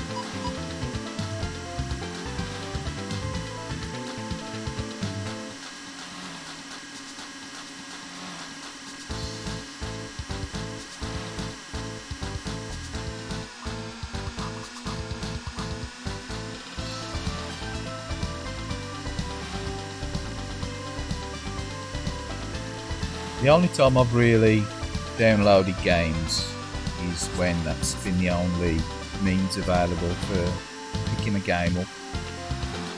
Like from the Nintendo eShop or whatever, or from the Xbox Marketplace, The likes of, Afterburner, Climax and stuff, and Daytona, HD. Apart from that, no really, I don't like the idea of the old digital download feature. Number one, no resale values. Two, if you don't like it, you can't return it really, can you? As far as I'm aware, once you've downloaded it, it's back to the good old bad old days, innit, of taking a game home from the game store, looking at the back of the box, thinking, oh, this is going to be great, getting it home and, loading it up and going, what a pile, how do I get rid of this? Well, how do you get rid of that if you pay for the digital download? You don't, do you? So then you've got to, chances are you've got to do like your homework, haven't you, to ensure that you don't pick up, a really duff game. And it ain't like any cheaper to purchase digital downloads. They ain't any cheaper. That's the biggest bugbear to me with digital downloads. Okay, there's no physical media attachment to a download apart from the hardware that you're going to be putting it onto, be it memory card, or optical disc or whatever, or burn it or doing whatever you want to do to store it. Checkpoint. Storage, you know, that everything okay, they've had to produce the software, but then they've just kept it on a server somewhere, and all you're doing is taking your, you know, taking your download copy from that original. It just seems it's like this whole Steam thing where people have got Steam accounts and they've, you know, I've bought this and I've bought that. It's just, I don't know. I just don't get it. I don't get it. It's like the Game Pass. Some people like the Game Pass. It's great if you're really playing a hell of a lot of modern games, but you're not purchasing them, are you? You're hiring them. It's the equivalent of, you know, like going to a Blockbuster. It's like you're getting a Blockbuster membership. That's all you're doing. You're getting an Xbox Blockbuster membership. See, I'm going to be controversial now. People are going to get pissed off with this. And if they want to unsub, it's up to them. But I really don't get the Game Pass thing. I think it's Checkpoint. it's a mind screw to make you think that you're getting something.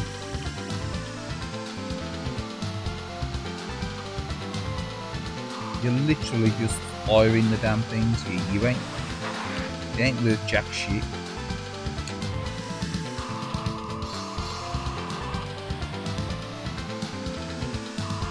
And you can't sell them on or do nothing with them. If you're fed up of it, you just think, right, I've had enough of gaming. You can't just get your Xbox and sell it, can you? Because it's your gamer tags attached to it, and this, that, and the other. All your personal info is attached to it. So, you know,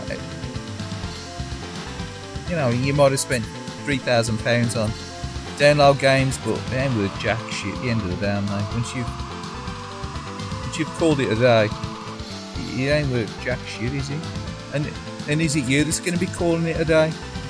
Maybe it'll be Microsoft. Maybe they'll get fed up, you know.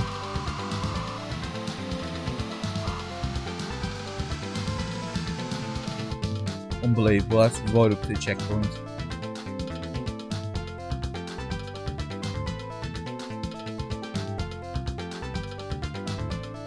The digital future of gaming's pretty bleak, really, in my opinion. But, well, definitely from a collector's point of view, but also from a value for money point of view. Because, you know, what happens when they update one of these games like they do? They have updated games in the past and they change it. You've downloaded it, they've updated it, you know, because it suits the developer or the publisher, and they'll remove things or add things to the gameplay, and you've had no choice. You can't roll back the version. That's what's been added. It's there, and half the time it ain't what you've originally purchased.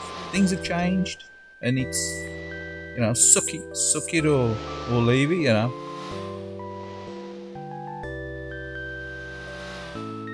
But I can get all bitter about modern gaming. But we're not here to do that.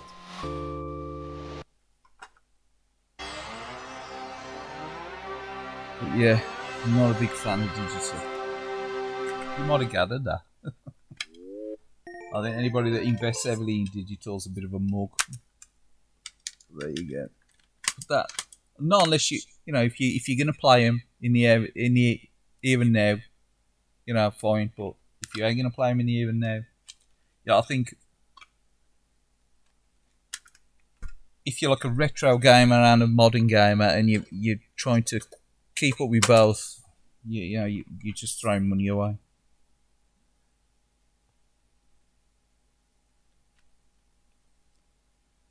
No, the old Game Pass thing it's the draw to get you in there, and you know, they're losing money on it, obviously. But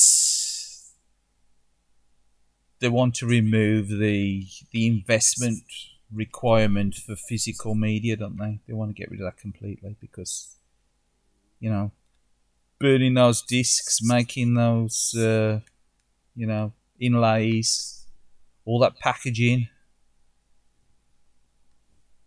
Well, they press the discs anyway, they don't burn them, do they? But, you know, all that manufacturing, it's, you know, they want to remove it, don't they? They want to remove it. It's just they just want pure profit, and that's all it's down to. It's just pure profit. And gaming's gonna be heading towards the equivalent of having, you know, a skybox. That's because that's what the PlayStation, the new PlayStation and the new Xbox are pretty much. I'm just like, it's the next step away from being like a skybox where you don't have any real physical attachment to the software at all. It's just purely, you know, it's streaming the game to your box is the next thing, you know. They were talking about this before, and now they've tried it. So, they actually do it with the PlayStation 5, don't they? Was it PlayStation 4 with the PS3 games, to stream them or something? Meh, no thanks.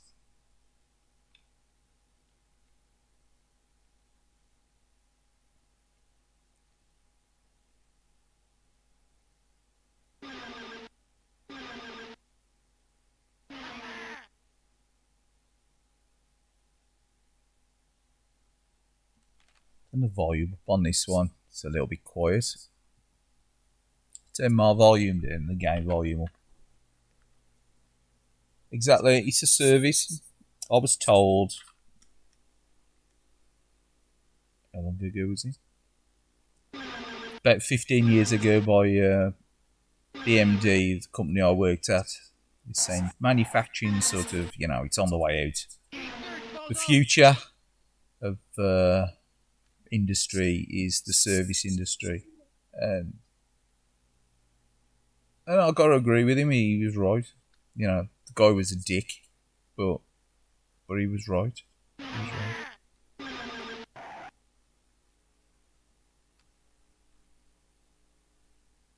He was right.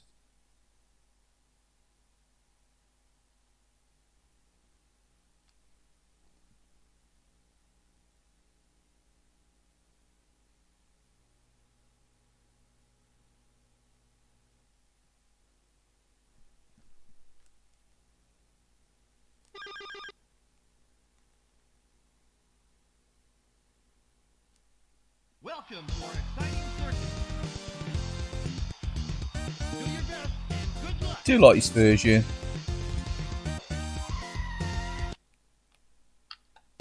I know it ain't, you know, okay, perfect, but it's a nice version. It's a nice version for the home, you know.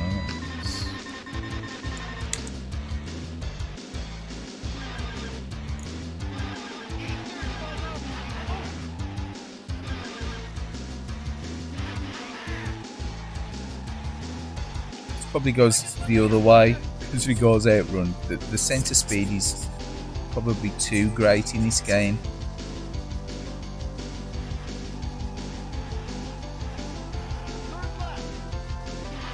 With the 30 frames, it's probably a, you know, it's a little bit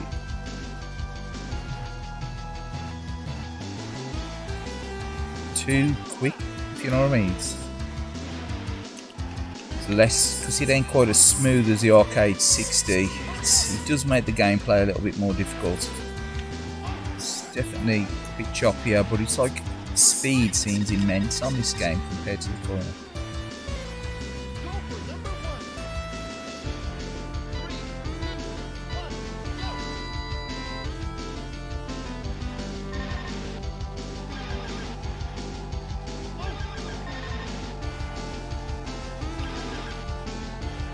You really do need to sort of mess around with the controls as well. The handlings are super sensitive on this as well.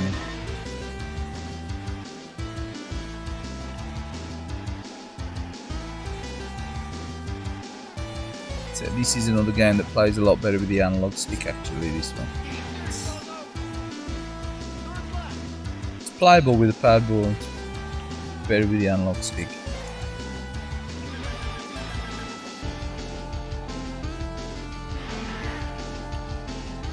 The noise control pad, whichever you want to call it. Straight in the face. See, ain't gonna qualify. I'm gonna qualify now for definite.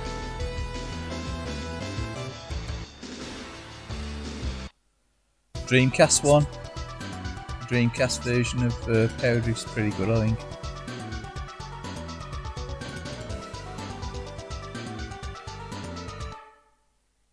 PC Engine one's a bit basic. Again, all the own ports are like the own computer versions as well. They were pretty terrible, weren't they?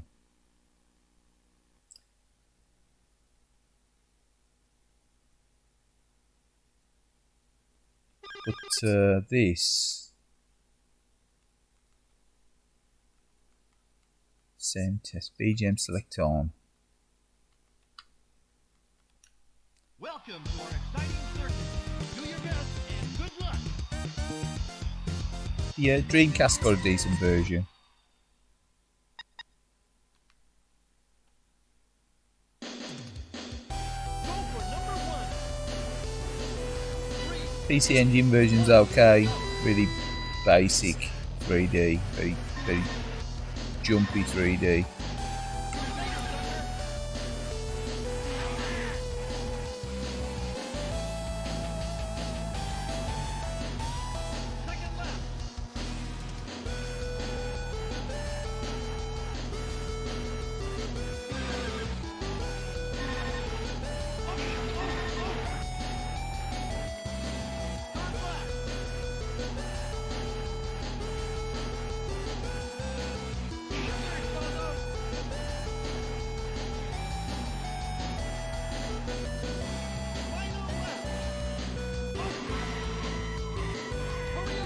You can only get the Dreamcast version on the Yu Suzuki Games Works collection, which comes with that book, doesn't it? Unless you know, obviously you've got other ways of playing it,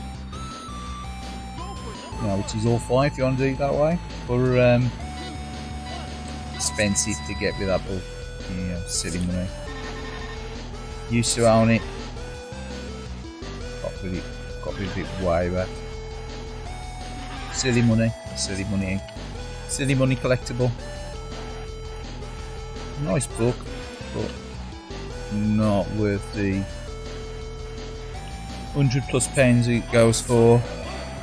No idea how much it was actually originally on sale for in Japan. Probably only equivalent to about 40 or 50 quid, I would have thought.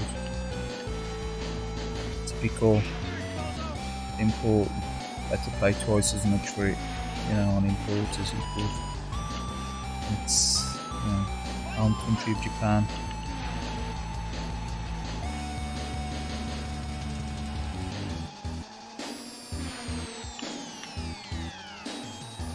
But a nice collectible though. It was a nice collectible. Yeah.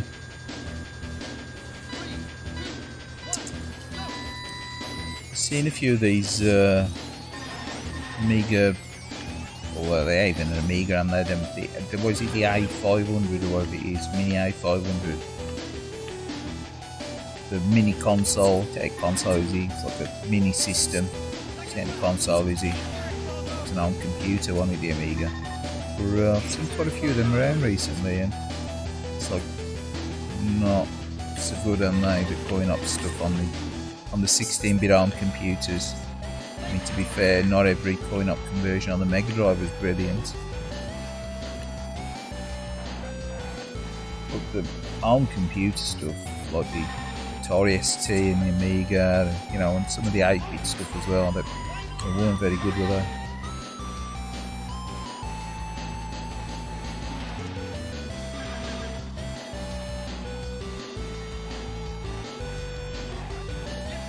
Out of time. Here he is, it's Predator Gaming HD. How are you, Jay?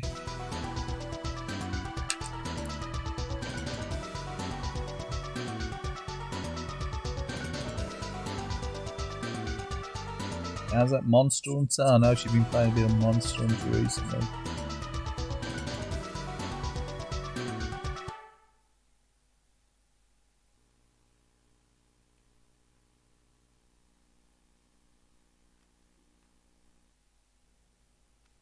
Original Sega Saturn. Well, wrong box. Original Sega Saturn No emulation tonight. You doing good today, Jay? Very good. Stick a bit of that in you.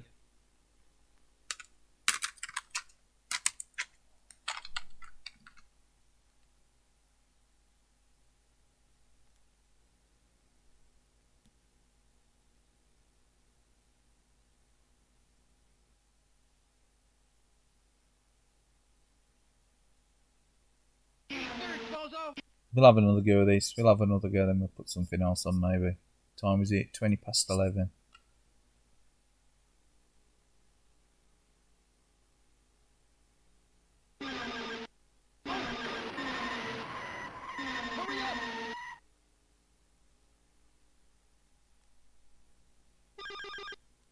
Turn the volume up a bit as well. I'm saying that loud, is it, this game?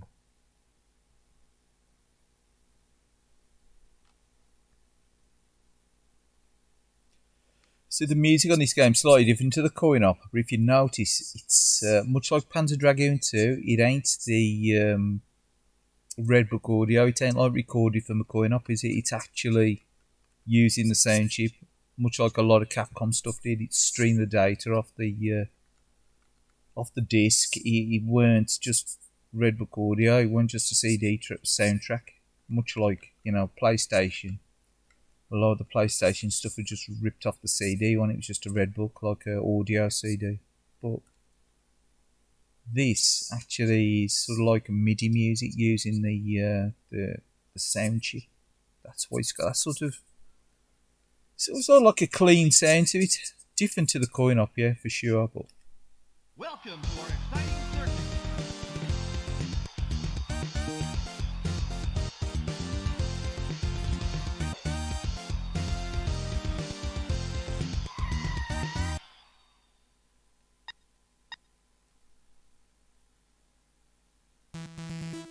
Go for number 1. 3, 2, 1, go!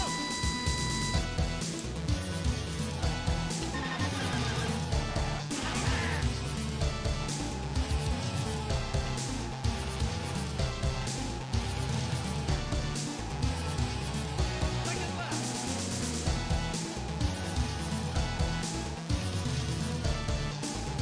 again, nice looking game if you can get set up on CRT.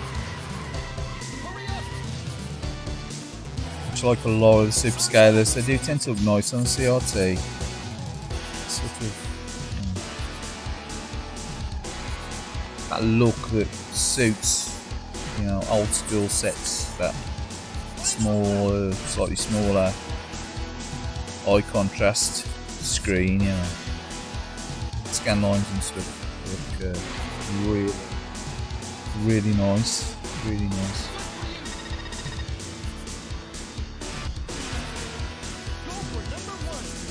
Was that Hunter ranking 102?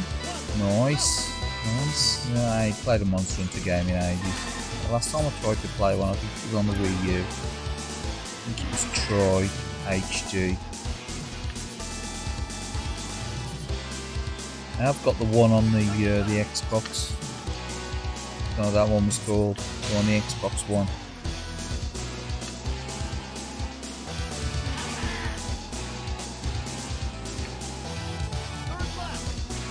Again, I bought it because I heard that it was enhanced on the Xbox One X, and I never played it. Don't pay a lot for it. I think I only paid about 15 quid for it, but it just sat on the shelf. I think I might have installed it, but I didn't actually get around to playing it.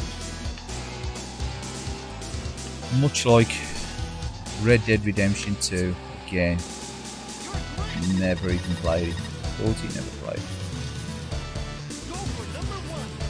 Monster Hunter World, that's the one, yeah, that's the one.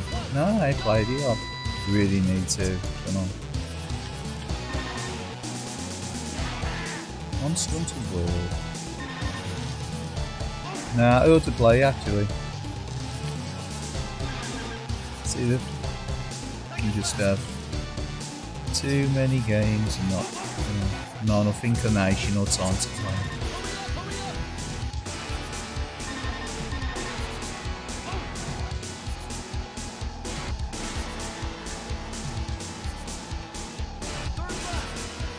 a little bit of glitchy on this, if you notice.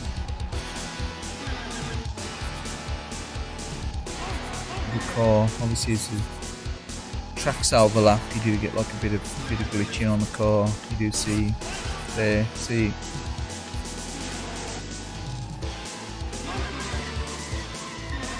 Hell of a lot of sprites on the screen there. Yeah, 5th place. Wow.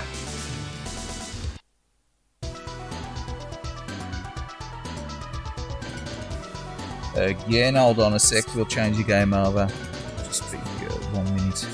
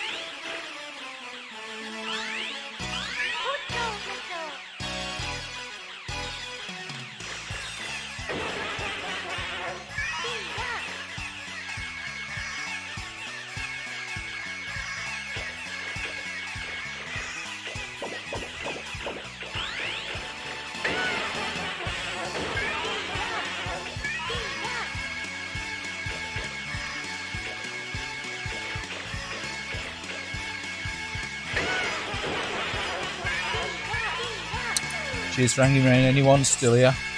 Yes. Jazzy's Saturn Arcade. Yeah, pretty much every game on the Saturn sort of arcade, isn't it, really? If you don't like arcade, it's, you know, you get out of luck really with the Saturn. Okay, there is a lot of RPGs and stuff. Generally, it's definitely more arcade.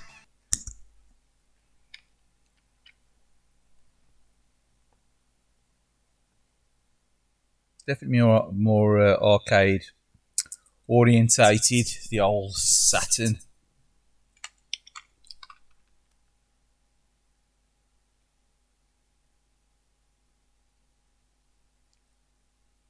So yeah, this is Parodius. Or should I say it's the Parodius pack. It's Gokujo Parodius Die Deluxe pack. Probably butchered the pronunciation of that, but yeah, it's that one. There's different versions as well. I do believe there's this is some sort of like singing version or something, or karaoke version or something.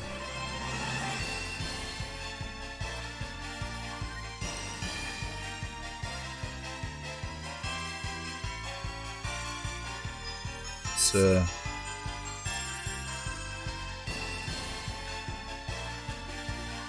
move my gone for a break message.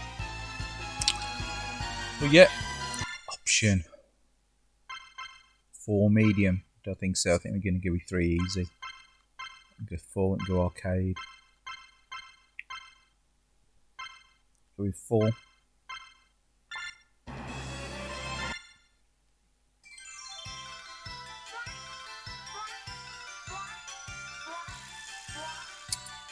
I really like the Gradius games.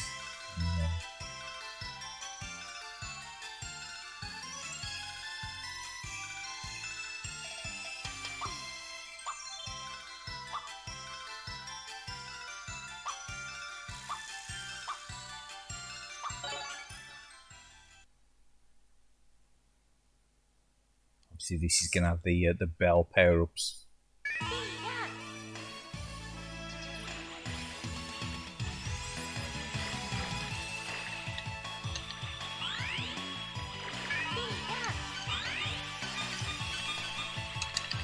Yeah, the Saturn was a bit of a 2D pair out, so to be fair, I don't really think there was that much play between the Saturn and the PlayStation regarding 3D. I think a lot of it was hype, in all fairness. The PlayStation itself, you know, while it decent 3D, weren't perfect, was it? It had like that weird polygon folding effect in it. Hell of a lot of PlayStation fans out there though, so.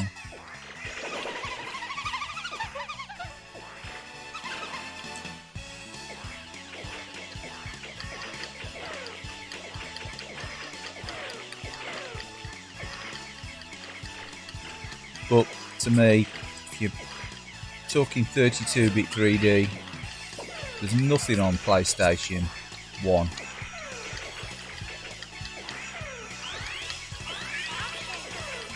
that could beat, like, graphically, Virtua Fighter 2 or Sega Rally for 3D. Much as, you know, Gran Turismo was okay, I still prefer Sega Rally.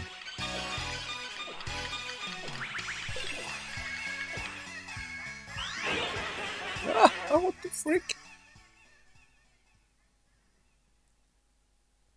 Tomb Raider was alright on a PC. Yeah, the PC's alright for what it is, and obviously it's Tattoo was alright. I think it was better with graphic card, wasn't it?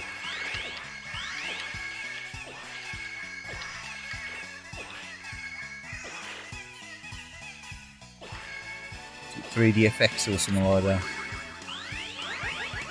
Again, who got a PC back then? You know, with a graphic card.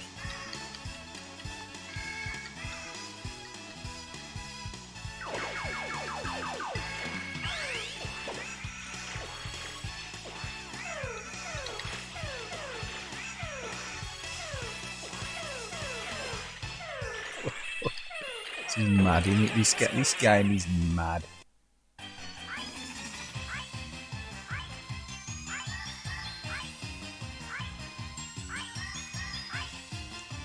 Tomb Raider, yeah. I think it was the Voodoo graphic card or some old 3DFX graphics card. You know, sort of.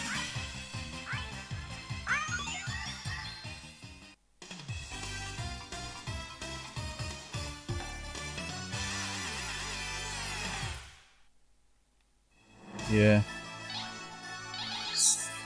Start that again.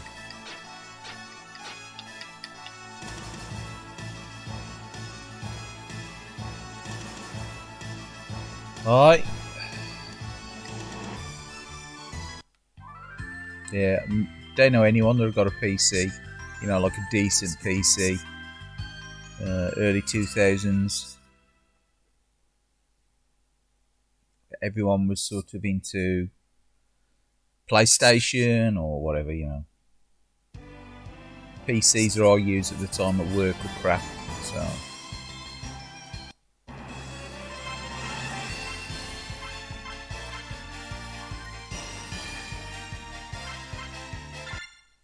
I've always thought PCs were boring, to be honest. Never really appealed to me PC gaming.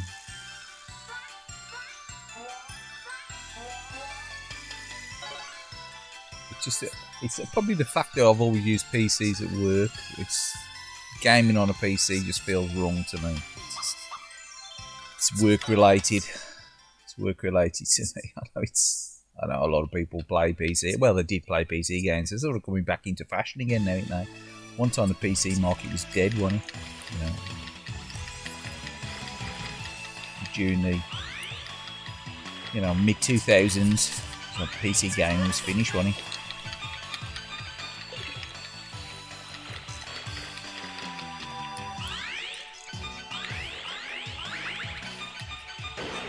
What the frick? Do I choose semi-automatic power-ups or something?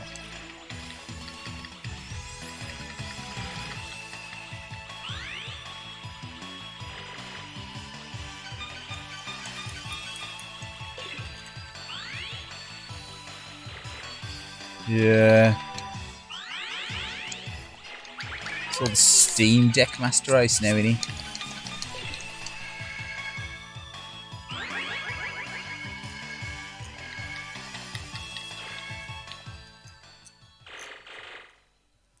I don't mind the Proteus games.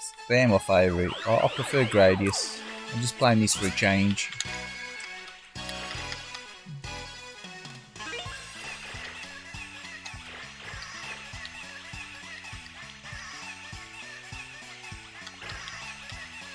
I prefer Twin B to Proteus.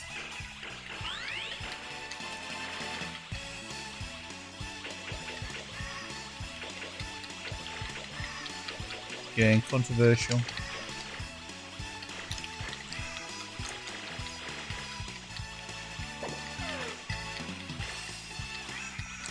Obviously, this is just let's say the parody of Gradius in it.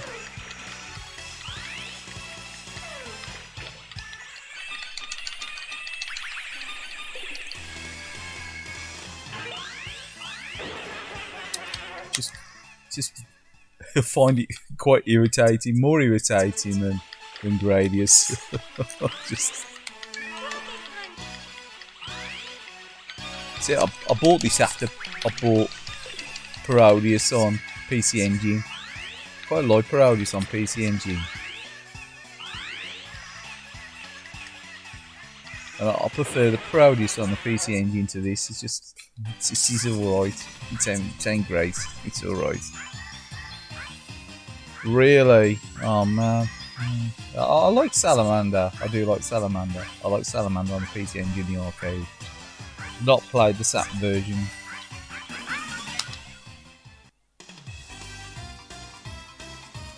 Well, I like Parodius on the PC Engine.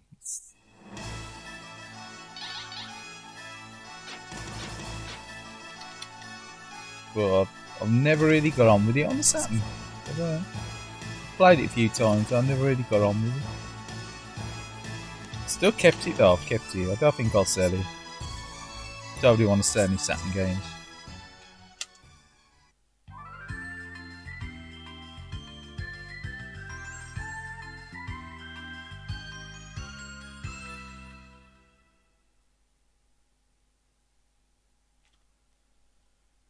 Yeah. Steam Deck. The old Steam Deck. Nah.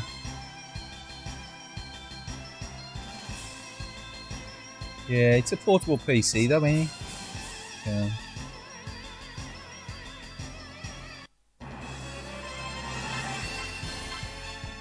Surprised you ain't into that, Jay. Yeah. Come on, we'll take some more punishment.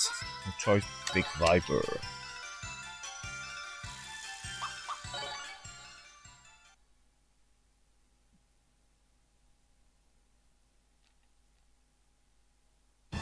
Yeah, Steam Deck.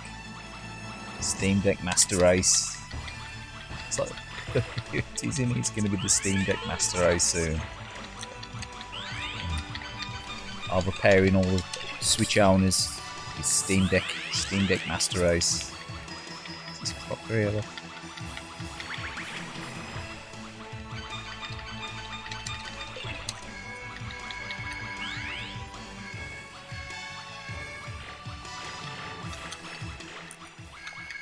Juggle them bells. Oh, you fucker, you.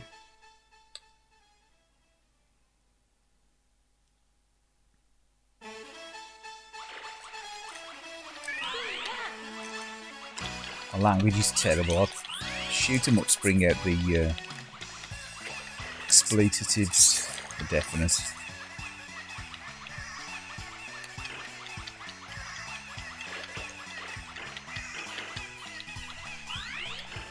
It really needs an auto-fire as well, this game. Yeah, typical Konami. Too tight to give you a decent auto-fire.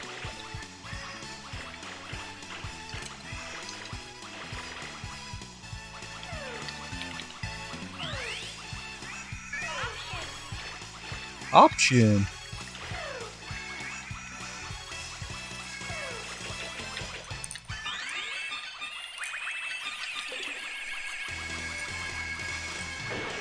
Oh, for fuck's sake. That's looking at the chat. You got Nintendo Switch. You got Nintendo Switch for what? For proper gaming. Yeah.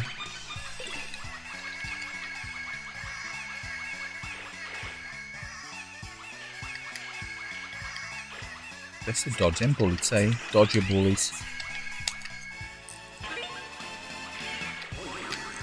Beat that into any YouTube stream.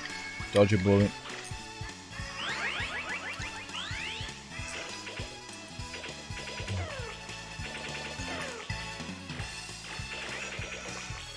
There's a few bullets flying around on here.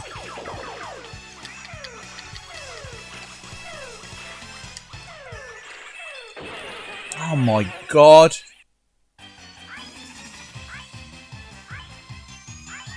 Chatting Parodius. Chatting Parodius. Oh, that's the one. That's the other one. Yeah. Yeah. Next. Yeah, that's had my 10 pence.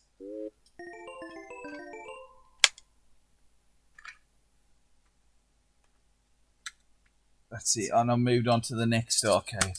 Because I was like, nah, I don't like it. It's okay, it's alright.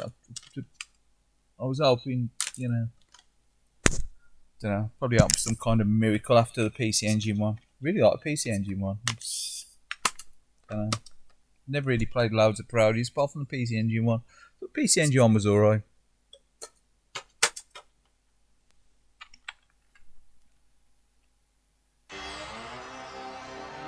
You had to turn your PS5 on in months. Has it been months since you've had it? You've had it about a month, you? I'm surprised you ain't got Elden Ring for it or something, Jay. Last Bronx.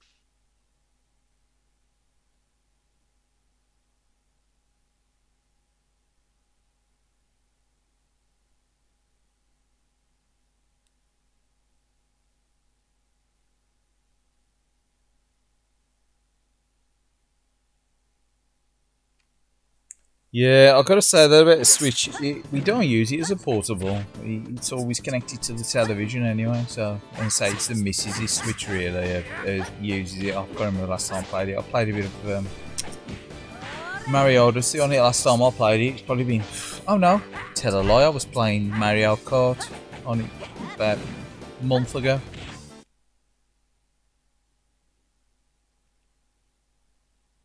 Last Bronx.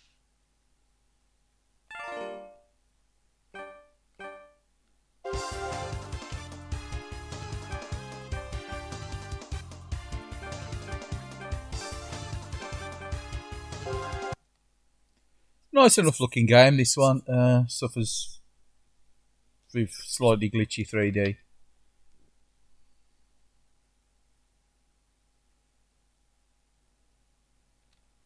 Round one. Mainly the barriers in the background. Again, it's more high resolution than the usual Saturn games. It's in the Saturn high res mode. Okay. Does have a little bit of, you know, polygon glitching and stuff, but it ain't a bad game. I would have liked the conversion that was out for the PlayStation 2 of this.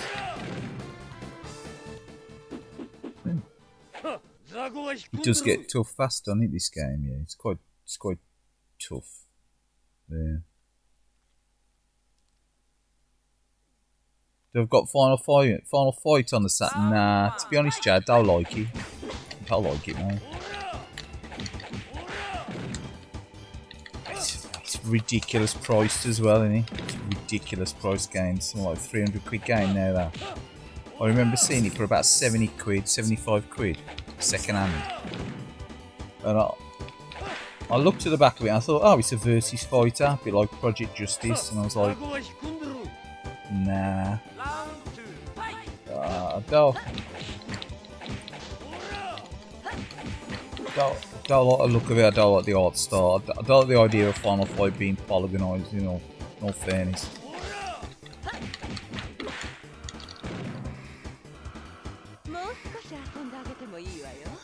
No. I don't like it. I don't like the graphics on it at all. I just don't like the style of it. I just think, you know, it just looks odd. Honestly, I just something about it. I just don't like it. I've seen it running and I looked at the back of the box and I was like, nah, I don't like it. I really don't like it.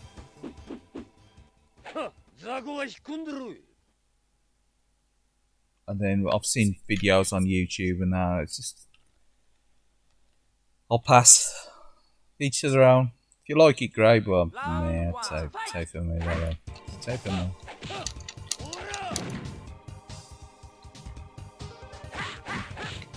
Probably should have given it a bit more time, I suppose, but won't really.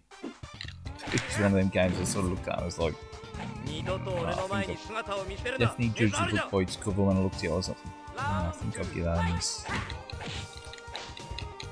Maybe it plays better than it looks, I don't know. I don't think it looked that great, to be fair. But then again, a lot of early 3D like this. They say early 3D, but this is still sort of early era 3D, and it ain't super early 3D, but it's still fairly early era 3D. It ain't aged that well, has it? It's like this, is it? It ain't aged that well, the 3D has. I'm definitely more of a 2D person, but you know, as long as the gameplay's there.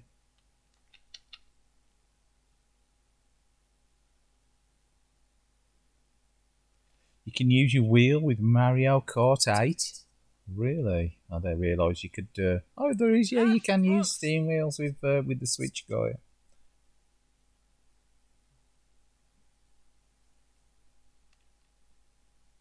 Yeah, I've noticed that before. There is a steering wheel thing for Switch. Yeah, I've noticed them advertised.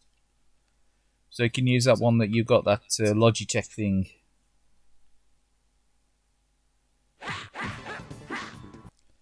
Let's try this again.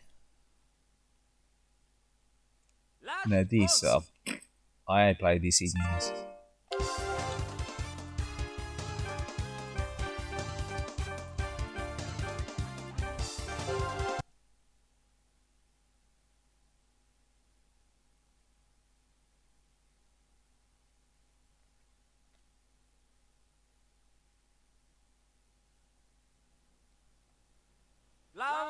Yeah, I already pushed on Final Fight on the Saturn Final Fight range. Why did they convert the coin off? No. See, I've got a big glitchy there, Wari. Glitchy, look at that. Oh, glitch out.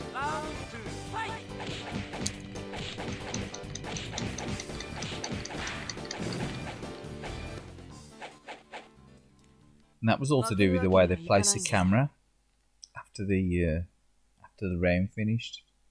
Sloppy. It was probably because it was coded towards the end of the Dreamcast lifecycle one. It is, I mean, Dreamcast, for fuck's sake, Saturn, sorry, Saturn's lifecycle before they were moving on to Dreamcast.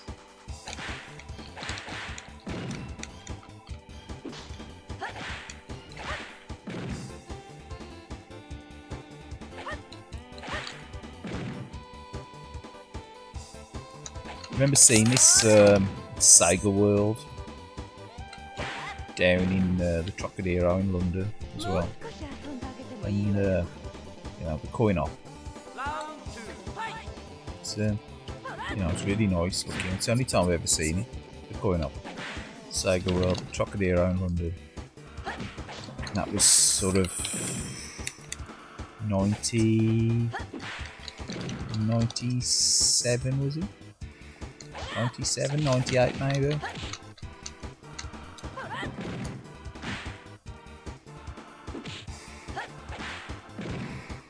With Sega World.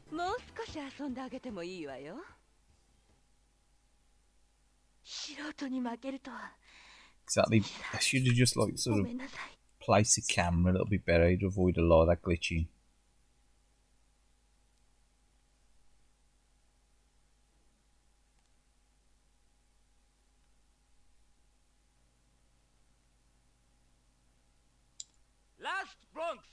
Yeah, I would if I could. You know, but I bet it's super expensive. Well, you might as well just buy the PlayStation 2 version, yeah. It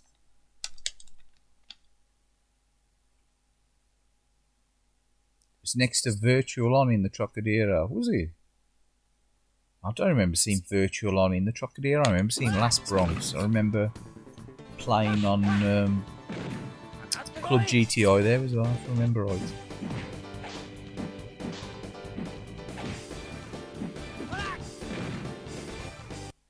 They weren't all just Sega coin ops, so there were different coin ops and stuff. But Club GTI, Coke Zero, whatever it's called, the Konami one. That was there as well. I've seen that. The old rice beaters out, not wife beaters, rice beaters.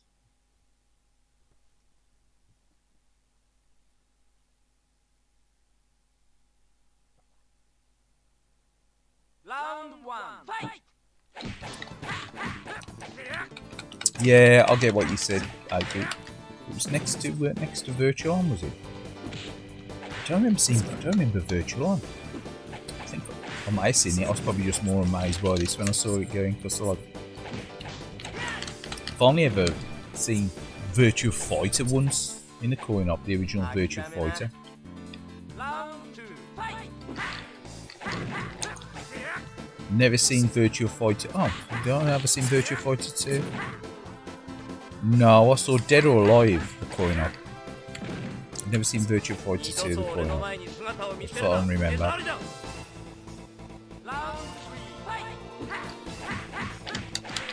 Oh, if I did, I can't remember it.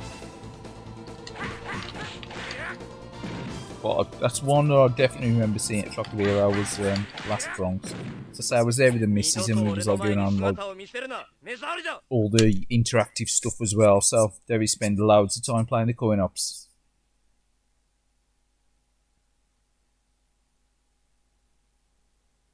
Round 1. Really played Tekken 4 in the Trafford Centre. Never been to the Trafford Centre. Thinking of going now the other year. We never went in there. Been to Manchester a few times, but never been to the Trafford Centre. Round 2. Fight!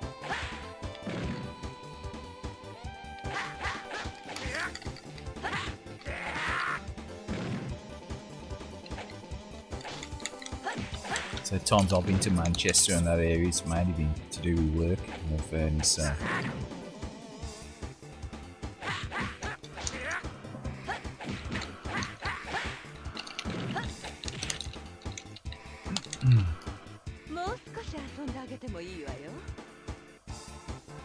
Round 3. Fight!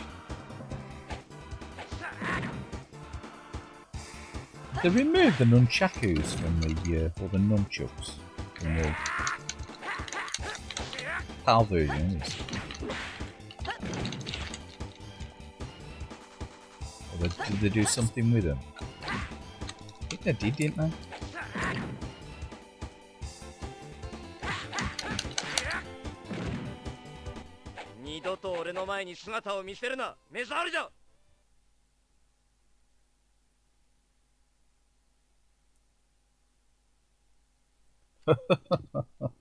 It's only that the trains are crap as well, to be fair. They don't run on time, do they? Somebody got a train, we were waiting like freaking delayed for about 2.5 hours.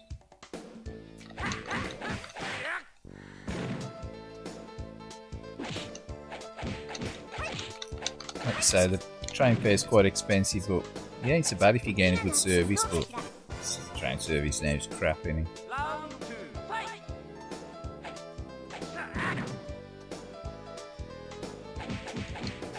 It is round by us anyhow.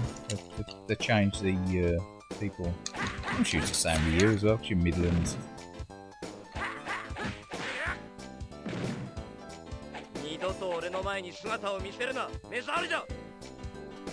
Round 3. Fight!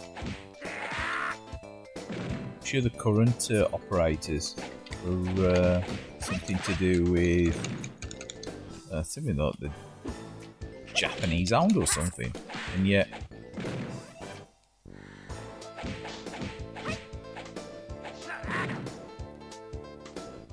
you think Japanese railways, they do run like clockwork, don't they? Apart from being pushed in with a big stick, get you in the, get you everyone in the garage. But now, Round 1. Fight! the train's really particularly reliable. Time-wise, they don't keep to the schedules. They're always running behind time.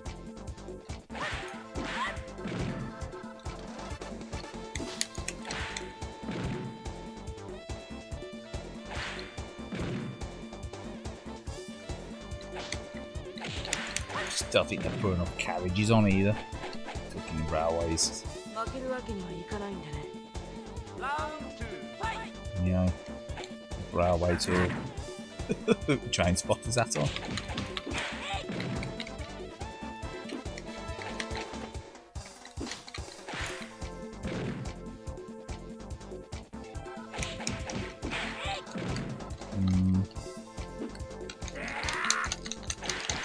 Yeah.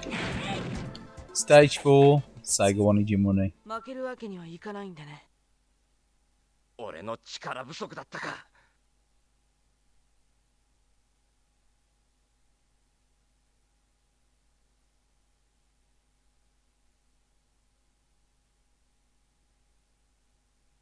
The CB radio wasn't working. I don't realise there's a CB radio on it. Why is it supposed to be like a 2-player? Is it so that you can like talk to the CB radio or something like that? Yeah, railways. Say them. Next, put someone else on. That's had my credits. Sega's had my cash playing that one. It's a nice double disc set. This one. I did have this previously, you know, back when I was collecting Saturn first time round, or collecting, or should I say collecting, playing, whatever.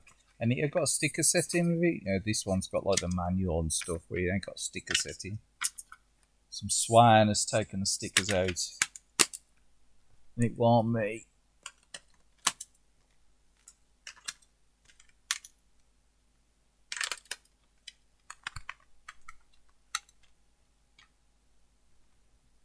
Want me? Maybe Sega Rally then.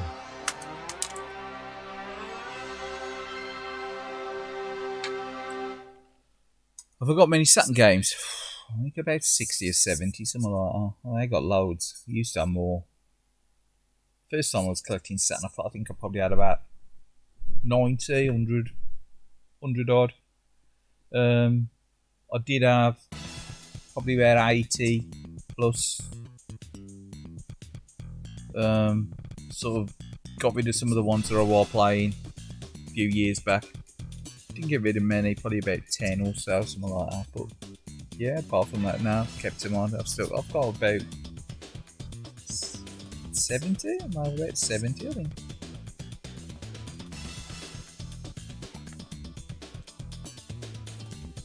Yeah, well, again, cheapskate style. Just picked them up cheap. I won't pay an expensive for them. Even Power Drift, I think I only paid 50. Was it 45 quid or something? That might not have been now. Might have been about 35, 40 quid or something. I don't know. 40 quid, 50 quid or something. It was less than 50 quid, I think. I remember paying 40 quid for Power Drift when it first came out. Bought that about 3 months before Dreamcast. Originally, but yeah, the last one I bought, that was from Computer Exchange, Birmingham. But the last, or the version I got now, I bought from a Japanese seller on eBay. Well, I say the Japanese seller, he's a seller in Japan. He, I think he's an Englishman in Japan. Sell games on the side, I would have thought. Probably as a sideline. Use games.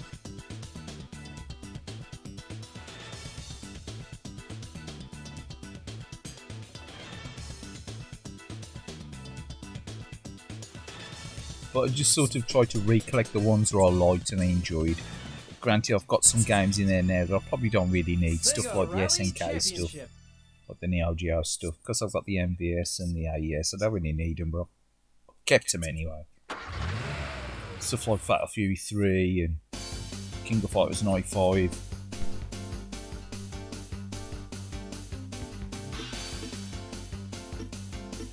So what's your favourite game then? 8-bit on the Saturn. What's your personal favourite game on the Saturn of all time.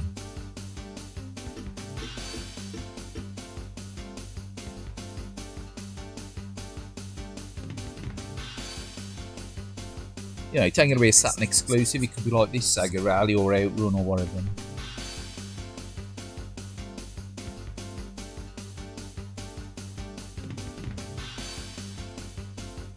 So, what was that comment? Daz Rally Camp Chip.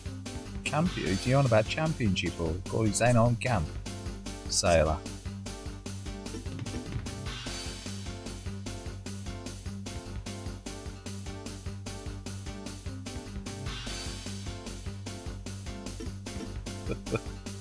Saying I'm camp sailor boy.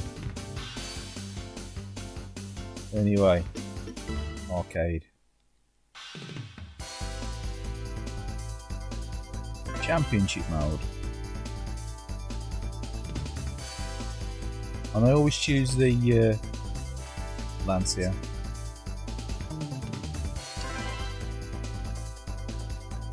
Delta Integral.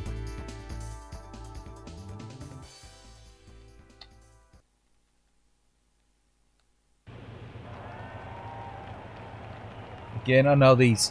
The Lancia. I'm sorry. The Delta Integral's got issues. As a car, like, you know, it's. But if I wanted like a classic, probably classic as a sports car, then it's an attach, I suppose. But if I wanted to buy a classic attach, that would probably be more like Holy Grail classic attach, I think, more than a Golf GTI or anything. Down to a Lancia Delta Integral.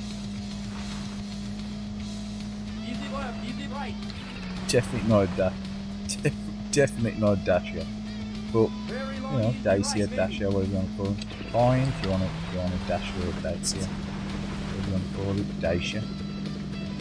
But no, Lancia Delta Integral, that'd probably be a nice car. Do we have a wheel for the Saturn? Yeah, but I don't fancy bouncing on my lap playing. How am I going to be doing? I was thinking about playing a Dreamcast the other night with a steering wheel, because I got a steering wheel for the Dreamcast. Got one for the Xbox and the Xbox as well. But changed your mind. I was like, nah, I ain't gonna bother. Pause this a sec. I mean, yeah, TV's going into standby mode. I like being left alone. I've been touched. Setting screensaver to switch off the TV after so many hours of being left unattended. 3 hours or 4 hours or whatever it is. Reason obviously I do that, being a plasma, you don't want to get like the sort of image retention, because it does get some minor image retention if you leave a screen on too long, static. Even though it's got like anti-retention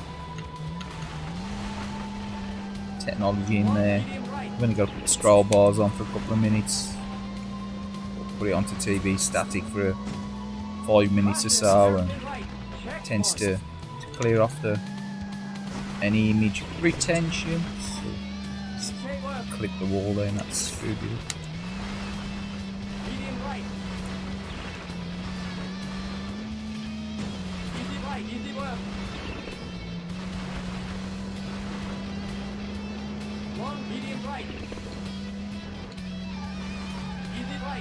Probably tied between this and Outrun on the Saturn. It's my favourite games. I do like Outrun. I like the coin-op version of Outrun C-Cell. So Outrun's probably the winner for me as a game. But for a Saturn game, it's probably Sega Rally. Great John Zone, howdy partners. How you doing? Give me my cowboy hat back, you. What are you doing with my cowboy hat? Go! Easy left. Easy right. Easy left. Checkpoint. K left.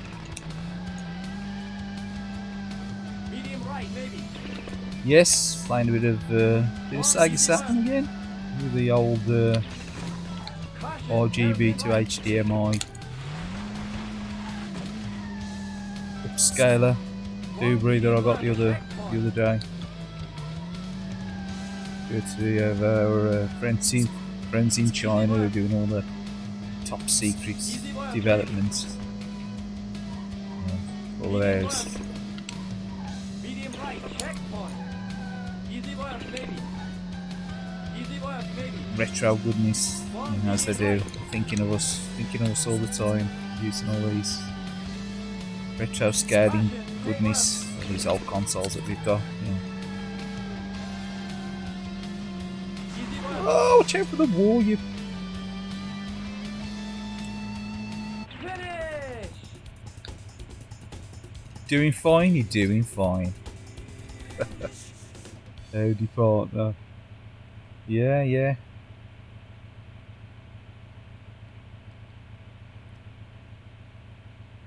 You say, it's fancy playing a bit of Saturn again tonight, so I thought, well. Go! Medium right.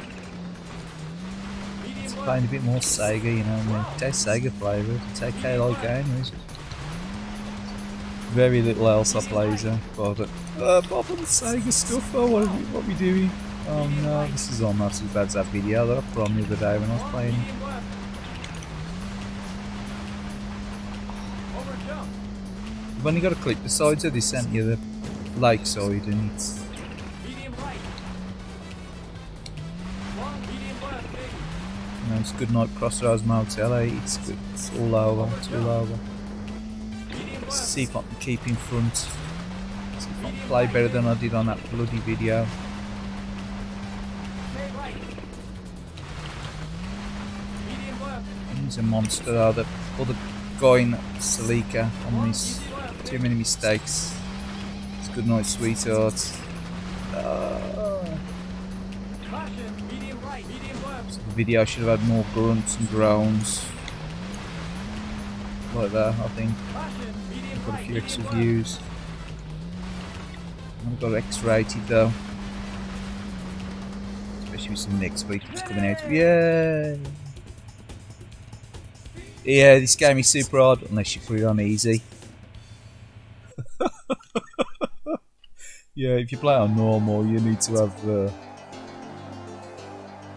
balls of steel, or I should say, extra dexterity, more than extra dexterity.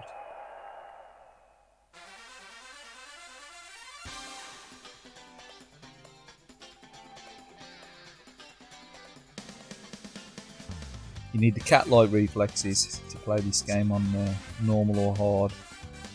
Can be done though, can be completed. I don't think you unlock the Stratos, do you, unless you play it on normal or hard and finish it.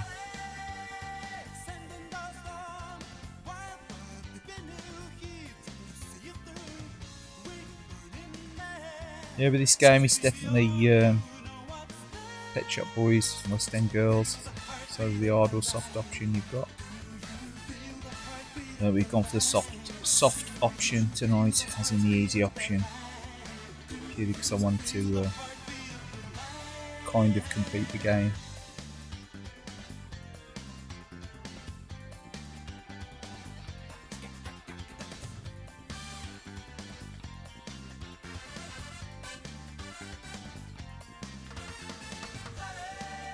Yep.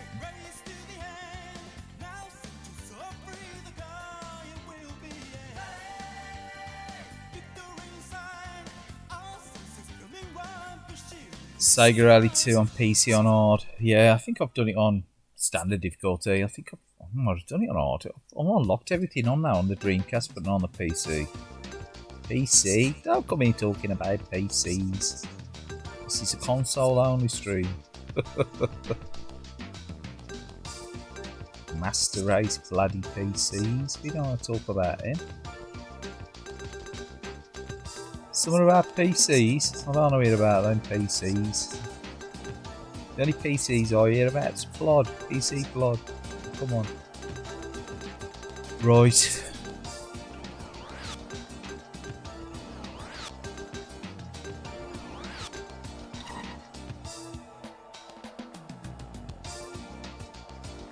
We are gonna watch a replay. We replayed it earlier.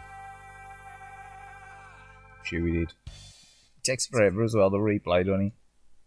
You don't use it like an highlight, it just plays the whole thing replay. Right.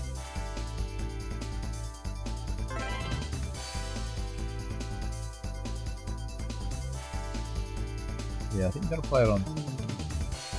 Yeah, definitely have. You've got to play it on normal or hard, haven't you, to unlock. Come on, we'll try the Salika. We'll try the Salika.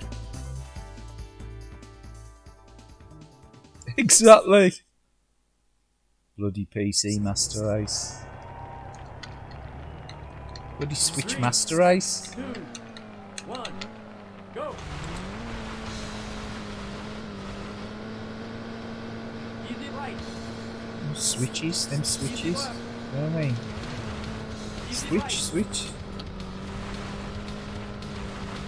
bloody off. Switches on and off. Easy right. Aye, get yourself a proper handheld console like Game Boy Advance or something. Easy right. A Switch. Over jump.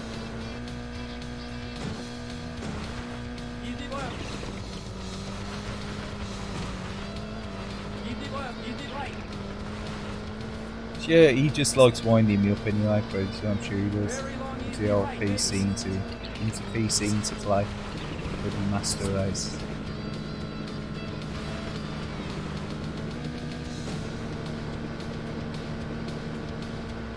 Triggered again, Finish. like a fishy. Really? You got Batsugan and Dodonpachi. Nice. Almost, but Dodonpachi. Down in the end. Batsugan's expensive, isn't he? I'll probably have to go the repro route with him. Got 3, Darius Gaiden. Oh, I like Darius Gaiden. Darius Gaiden's nice. It's a cracker.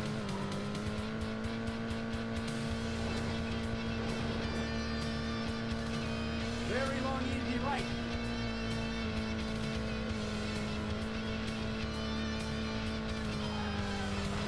Long easy right, maybe. Very long easy left.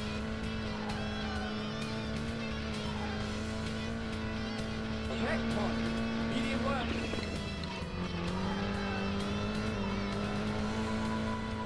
Medium left, maybe. This game's, fairly tough if you play with the wheel. It's really, Medium right. really exciting playing it with the wheel. It's like, I don't know, especially, if you've got the in-car view as well. Caution, hairpin right. Checkpoint. Ooh, getting excited now. Getting grandpa excited. Stay For, left. it's like, it gives you a real rush playing this with the wheel. It's like, the handling on this game, it's much Easy more, right, easy left. I don't know, it's just better. It's just better than Sega Rally 2 with the handling in this game. The graphics are like nice on Sega Rally 2, but the handling in this game, I think they nailed it, didn't they, Sega? The handling on this game. Finish. Brilliant.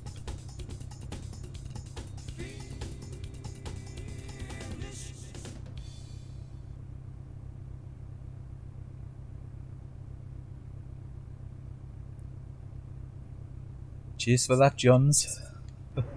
Yeah, I probably had to. I'd have probably. What did you get to Game Facts for that one, or if you got it out of Sega Saturn magazine? Easy left. See, Easy right. a while back I was that sad. I went on Game Facts and I copied and pasted loads of like codes and cheats and stuff for the Mega Drive games and PC Engine stuff and that, for like the hidden option screens and stuff. And I've never done it for the Saturn, Caution. but they're allowed on the Saturn as well. I think now, oh no, we've gone in car view. Oh my god. We go back. We come back out of it. Checkpoint. I remember it's got like sort of a bit of stick in it because it ain't got the rear view mirror in it, has it? It's Easy left, maybe. the in-car view. It ain't got the rear view mirror, has it? Medium Like, left. oh, it ain't got the in-car, it ain't got the rear view mirror. Well, Easy left, maybe. Easy but left, whatever. maybe. Long medium right. It's a good this time, have we? Better with the Caution. Delta Integral. Never did so well with the Celica. It's too. Don't know. It's like top heavy. The car is weird. It's too.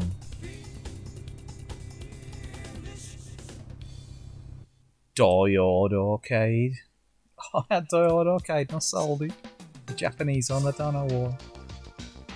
I don't know, I went through a spell of like looking through stuff and I was like, if I hadn't played for like, I don't know, about 2 years or 3 years, I was going, oh, I'm gonna get rid of it. And I sold them, I just flogged them way back. I sort of set myself a limit that I don't want to have more than like 1500 games or whatever, because it was like just some mad moment where I went through and I flogged a load of games up. Can't remember where I spent the money on. I think I spent some of it on MBS cartridges. Generally, I can't even remember where I spent the money on. Weird. Maybe they got seller's regret. Probably won't repurchase it. But I do like Die-Hard Arcade. It's called Dynamite Deku or something in it, the Japanese one. Yeah, I've found out in the past the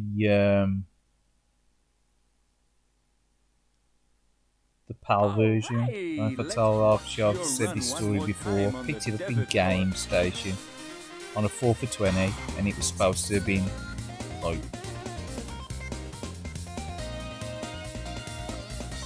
it's either 20 quid or 30 quid or whatever they were selling it for Game Station. And I got it on the 4 for 20 and I was like, what's to go with that? I was struggling to find a game to make 4 games for 20 quid's worth up with it, but I forgot what I bought in the end, but it was something shitty. And I bought it purely so I could buy Die-Hard for like the equivalent of a £5. And then I went to another Game Station and traded it in.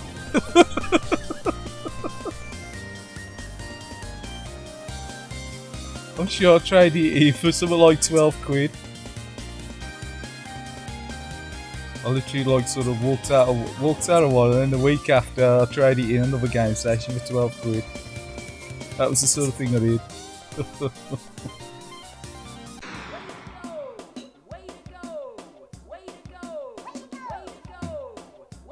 Oh, the remake. Yeah, that's the thing. The good one, the PS2 stuff like that, the remake stuff. There was Last Bronx. It's like this was remade when it was sort of remade. It was a conversion where I've got the conversions on the PlayStation 2, the arcade conversion. You got others as well, haven't you? It was like the Space Area collection as well, or and other stuff in Galaxy Force and that. Relax and enjoy.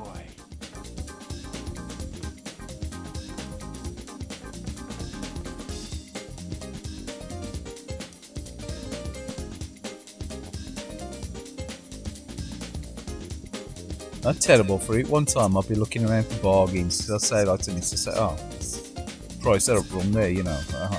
I'm gonna buy that. I think once I got, I think it was a new sealed Xbox 360 Dirt 3 for a £5 in Morrison's, and it was in the bargain bin. They was getting rid of it. It was new sealed. I sold it on eBay for 15 quid. It just went straight on. I sold it. Sold it within like I don't think it was up a day.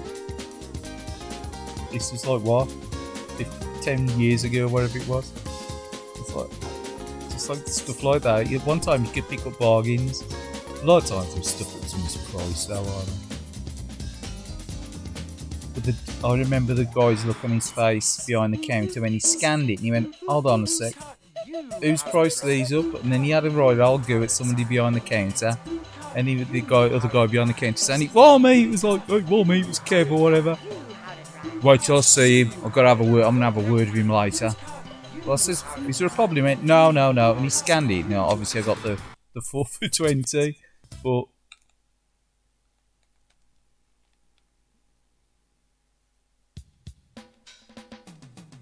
Is that Die Hard, man? Yeah, Die Hard, okay, pal. And it was in a nice condition as well. I would have kept it, but I was more into the Jap stuff at the time, so.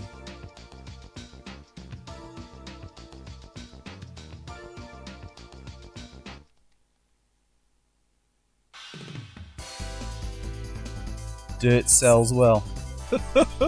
Dirt cheap. I bought it dirt cheap.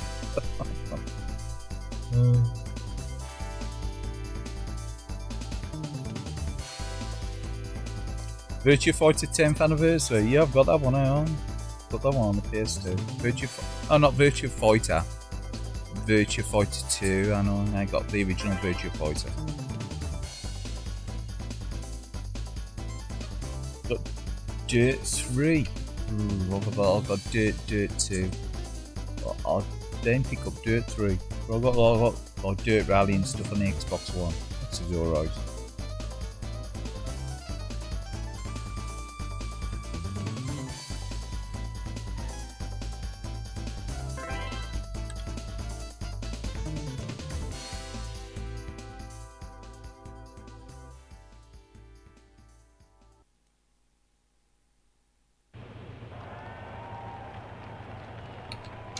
Three, two, one, go. Don't just Easy plays nice, this game does. It's like, Easy work. obviously, it ain't perfect, is it? It's got some graphical itches, you know, like the Over jump. popping and stuff. But yeah, it ain't bad, is it, for its time? No. 32-bit 3D ain't aged that well, has it, really, on any of the consoles, or PC, really. It's that era, isn't it? It's that low resolution, you know, bitmaps, what name do we like? Bitmaps. Easy work. Easy right. I mean, this is almost like pushing sprites onto the screen, isn't it, to create this image. The way that Saturn works. But, well, pretty much the same PlayStation has done it. Tile maps or whatever they are. Finish. The 2D stuff, I think the 32-bit 2D stuff, the jump from 16-bit to 32-bit, for the 2D stuff, was really, you know, some of the 2D stuff's really good looking in it. Especially like, Three, like two, the beat 'em ups and that. go. And the shoot 'em ups as well, obviously. You know, Very long, easy right. say, like the likes of Battered Gun and stuff, and Dodonpachi and that, you know, they're really, Long, easy right, baby. you know, graphically good looking games now. They're really good looking games, and graphically, you know, they hold up well. Checkpoint. Medium work. 2D, I think some of the 2D holds up better than the 3D, don't it? I mean, this plays nice. I'm sort of like soft focusing on the screen. I ain't really looking at, you know, every pixel on the screen. You know, I could probably count all of them out there, couldn't you? I could probably count every pixel. I'm playing on a 42-inch screen. I could probably count every pixel on the screen now, you know, if I was bored of it. Checkpoint. But Okay, work. Medium right. Easy right, easy work. still, this just play nice. Plays really well. Long, medium right. Easy right. Let's say some 3D, some 32-bit 3D, still plays nice. It might not look great, but still plays good. I think Tuna said it before on his streams. Game Ground. That's a game that I used to on the Mega Drive. Don't think I've played the coin-op. I ought to play the coin-op version of that. I ought to play the coin-op version of it. 3, 2, Is it a weird one that's hard to like sort of emulate well? Is it a bit like easy work. Crackdown? Crackdown's a weird one. It's hard to emulate. Isn't it? Easy work. It's like there's bits of issues on it. Crackdown. It's like System 24, isn't it? Maybe Sega. Checkpoint. Okay, work. Changing the systems. Medium right, baby. Long, easy work. Caution, hairpin right. Long, medium left, checkpoint. Are you gonna bother with an A500 Mini, Johns? Or are you gonna stick with a Mister and the Amiga emulation on there? Medium left. Medium right, checkpoint. Do this again Easy now, left, man. maybe. Easy left, maybe. Long, medium right. Is that right there? Now comes that far in advance. Caution, stay left.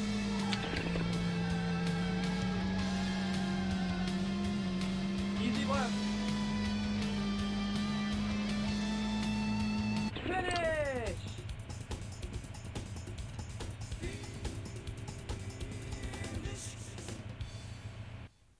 Finish! Really? Oh, you still got an A500 original? Oh, okay, fair enough.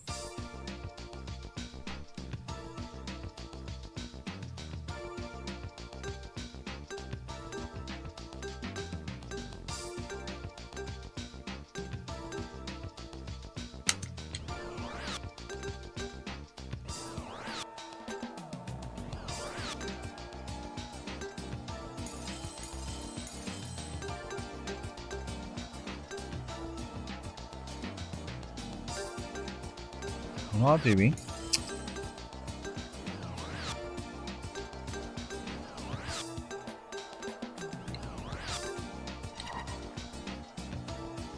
Really, you've got CD32. Someone was saying to me the other day about they thought the Amiga would have performed better if it was a Japanese console and it would have had better developers. Maybe it would, but maybe if the CD32 came out around about the time of the Mega CD, but it was later, wasn't it? It was later than the Mega CD, wasn't it? Alright, let's It was about the same time as the 3DO, wasn't it? And then like the Neo Geo CD and stuff, or if I remember right. Or was it later than that? It was about the same time of the PlayStation, Saturn. So he don't so much of a chance, did he? But maybe if he got released in like 91, 92, it might have stood more of a chance, I think.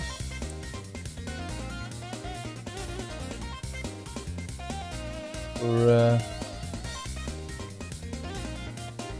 Dane did he, unfortunately, came out a bit late, didn't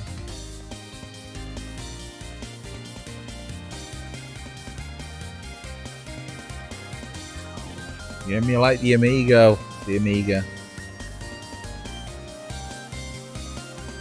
Really? Someone taking a piss here? This is. I'll put this, 2 UK. I'll put a comment on his A500 unboxing the other day saying, "When's the Mini ST coming out?" It was better, or something like that.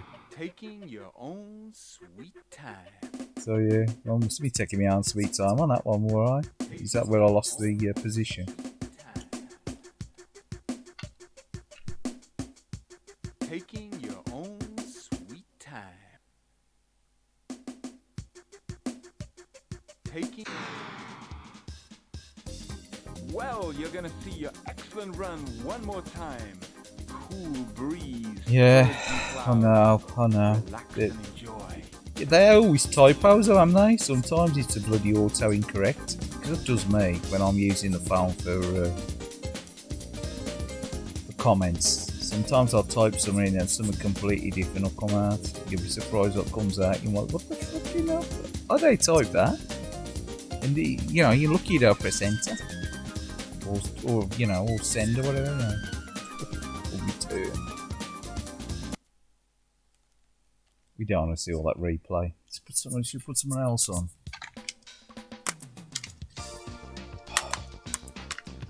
What do you want to play? You want to play a bit of Sonic? Sonic's popular these days, isn't it? Sonic's really popular. What would you rather see? Sonic? Sonic. Virtua Fighter 2. Some decathlete. I think you ought to play some decathlete. You would play some decathlete.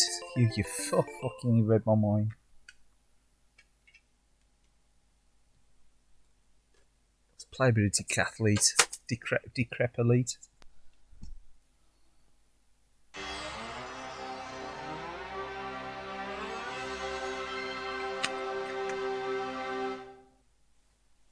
Yeah.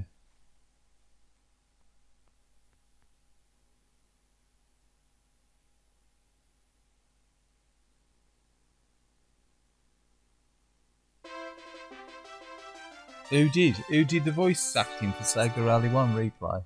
No idea. Let's watch. The key to victory on this cool course is not sounding like a bell end. Let's watch. You know, it's him, you're on about it. Is that what you're on about?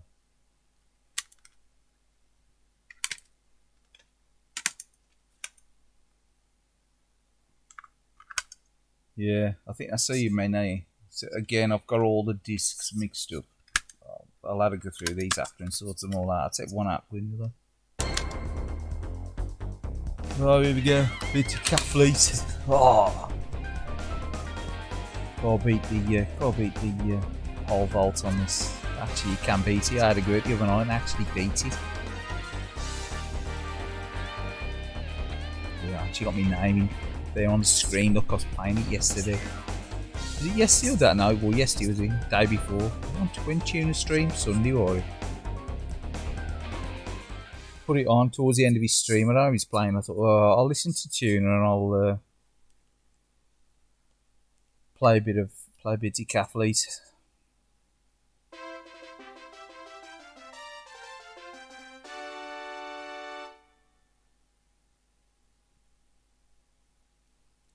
Oh, for definite. Over his son on your head. Do a barrel roll. Do a gambol.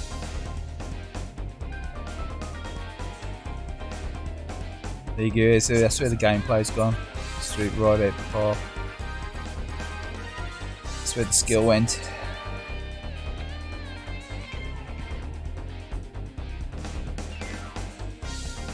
I can't believe I was playing this a while back. I don't know if you lot was watching when I was playing it the last time or the time before. Oh, drop the bloody javelin. How do you drop the javelin?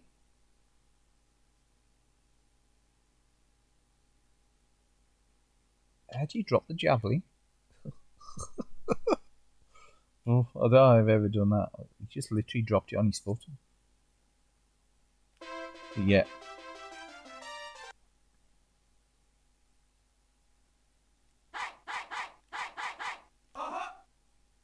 Uh-huh.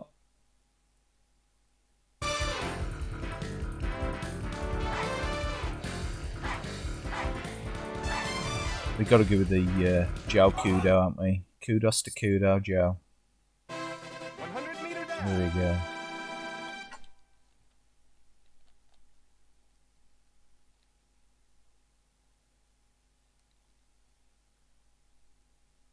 Course number 1, Joe Kudo, Japan.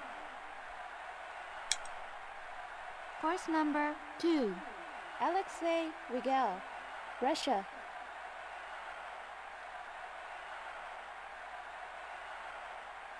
On your mark. Don't know, kinda. I didn't realise he got one hand. May do. Why? What's he doing?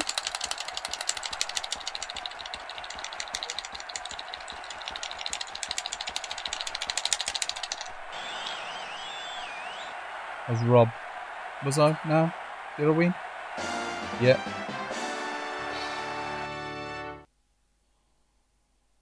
Don't know what's his collaboration. I'll check it out. Cheers for letting me know. I know put a video on recently, a couple of days ago, and he was I think he was looking at his Neo Geo. Was it sort of like that book on the history of Neo Geo, wasn't it?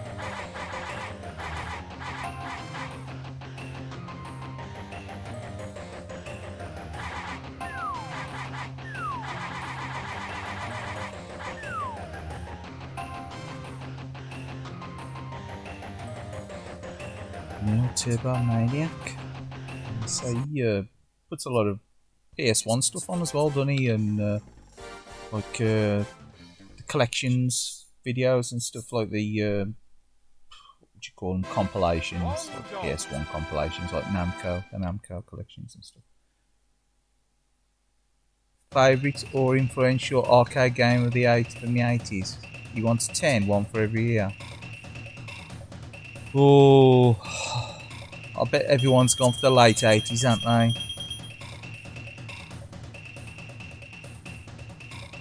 What you gone for, kind of? What you gone for, kind of, cool?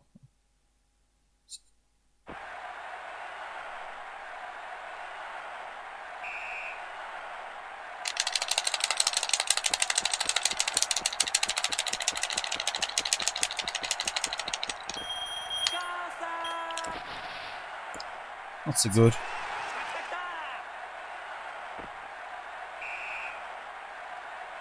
Check it out. It's, John's. He's like, it's got a lot of like Neo Geo stuff. He's really into Neo Geo and PC Engine. By New York. He's like an old school collector, yeah, for emulation and stuff. He's all like original hardware and stuff. It's,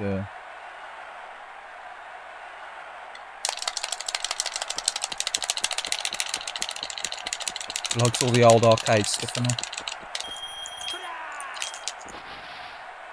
Meh. That's alright, I suppose.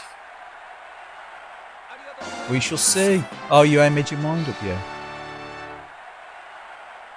Think you're going to be included? I bet all the spots I'm taken, but I'll check it out anyway. Cheers for that. But yeah, he's got some cool content on his channels, like, you know, it's really into his Neo Geo stuff, hence the name. Neo Turbo, sort of like Turbo 16 Neo Geo, isn't it? I did one of these, like you say, collaboration videos a while back. I managed to drop into one of his live streams. And, so I've been subbing for years, from way back from. And, I think from when I first started getting back into the Saturn stuff. I think you might have dropped a comment on my videos and I sub from there. But yeah, just purely it was look at the time. Oh, hey, there we go. It's had to happen. On your ass. It's always more fun, isn't it? It's always more fun than actually making a.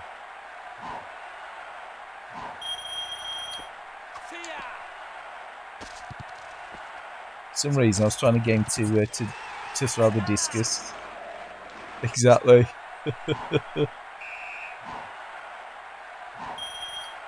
Oh, look at that.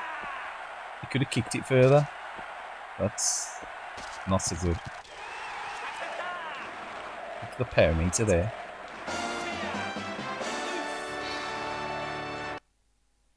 No, I watched the House of the Dead remake. Did you like it or not? The House of the Dead. I've already got some. It's got mixed reviews, Fred. But oh god, that's a good subject actually. That collaboration.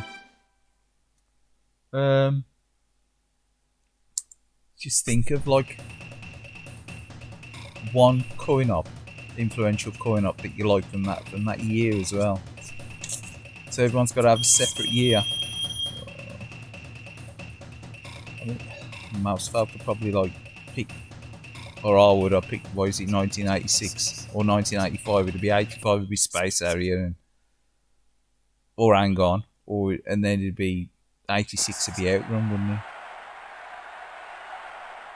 And then is it 87 would be Double Dragon, I think. 88. Is it 88 or 89? I think it's 88, isn't it?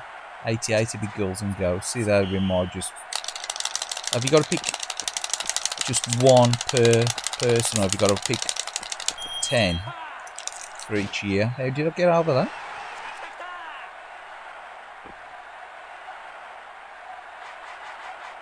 I'd have to look to see what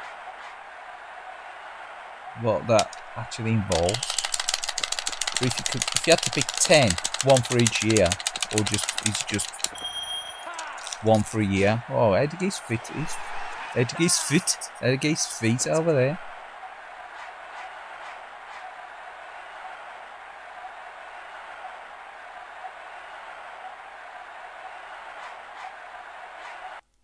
Tentative.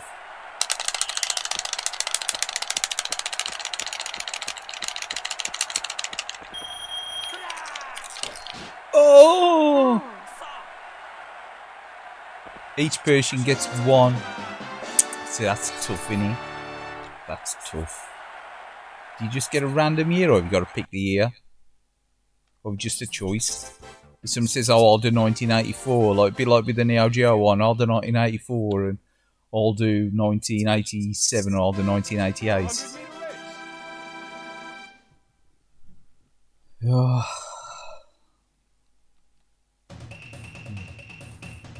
Such a massive choice, though, in the 80s.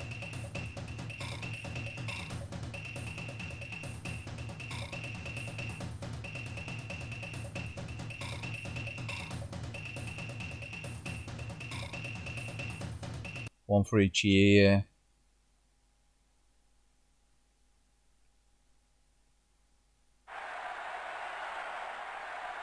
On your mark, get set. Oh, it's your fault, Joe. Get set. I fall on the ass again. Bit late with that one, mate. Must be a bit behind the old stream there, mate.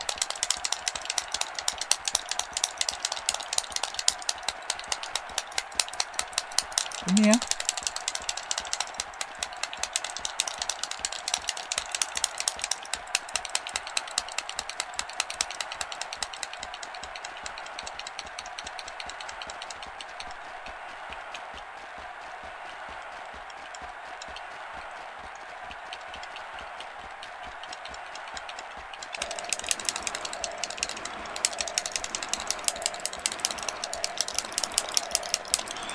Played this before. Oh, you can't beat a bit of clickety clack.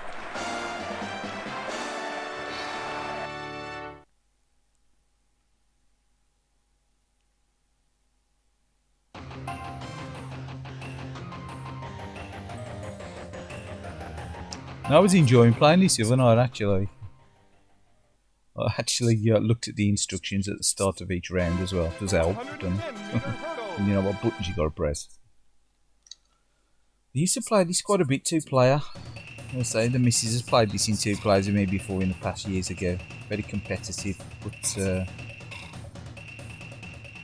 now it's more, you know, plays the Switch and stuff. Don't really bother playing 2-player stuff so much. Apart from Mario Odyssey, maybe we took it in turns playing through that. On your mark, get set.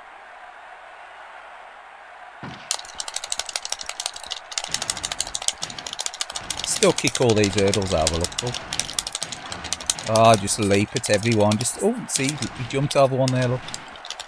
You can't play that one-handed on a pad. You've got to play that two-handed, yeah.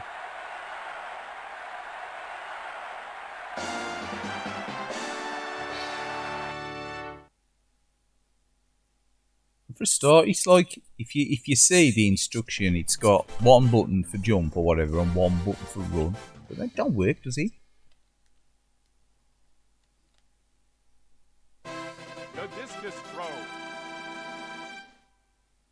If you're tapping that one button, you've got to use A and C really to get your speed up.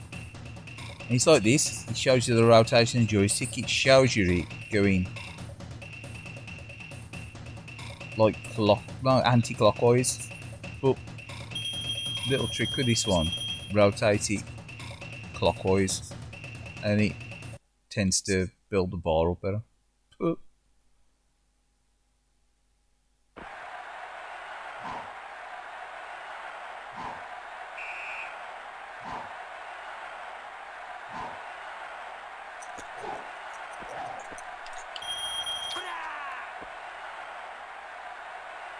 Still crap, mind. I mean, still no power there, is there?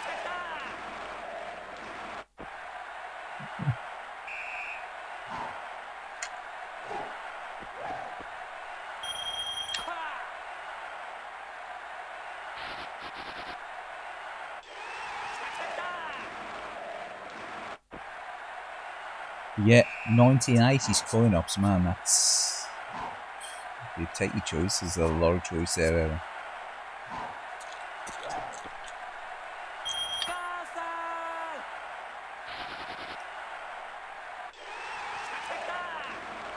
There's sort of like golden era coin-ops on here, I think anywhere between 1985 to 1994 maybe?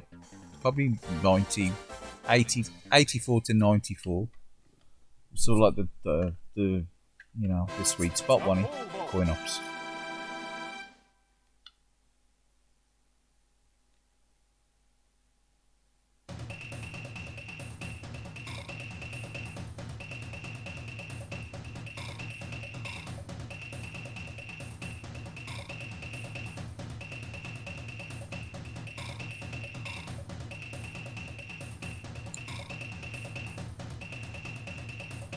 Yeah, this is definitely a two-handed approach.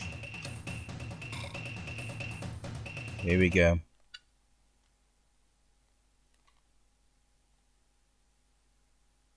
It's gonna freeze him.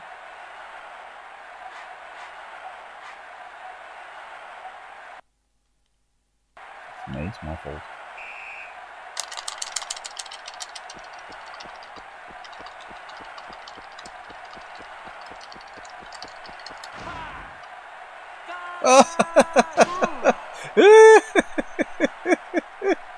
Oh, he got impaled. Oh, never mind. Oh, come on. Come on, Lancelot. Get your fucking lance out. Get over. Come on. Skewered he did, eh? He got Lancelotted. See. Come on. You've got shish kebabbed. Innit? Got shish kebabbed, innit? Did Stavros. Hello, everybody. Do you like a kebab? Do you want a kudos kebab, innit? Oh, get over it. Get over it. How the fuck did you get over that?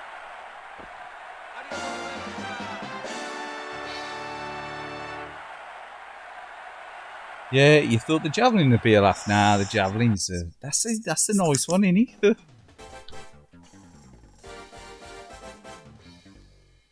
Javelin's a cake.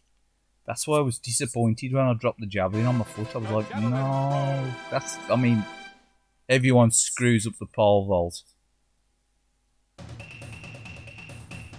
but the javelin, to screw up the javelin, you know, you take skill to screw the javelin up.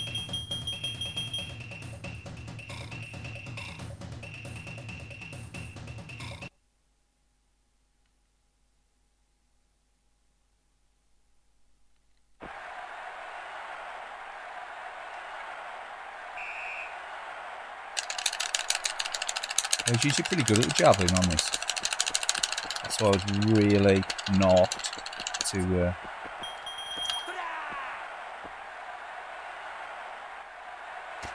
Oosh. So javelin's the easy one, ain't really, out of all of them. That many 100 meters.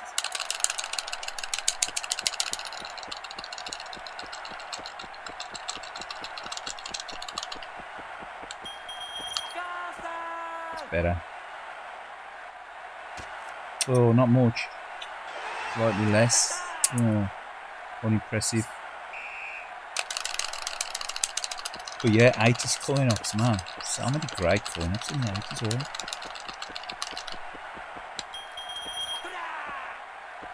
Bit low. Too low. We got near the 45. Probably about, you know, 40 degrees. Probably get you there slightly further. At least, you know, skyrockets. Oh no, you thought the javelin would be a laugh. Yeah, no, that's the boring one, isn't it? Oh, you see me, you gotta race the mannequins. This is hard work, out this one.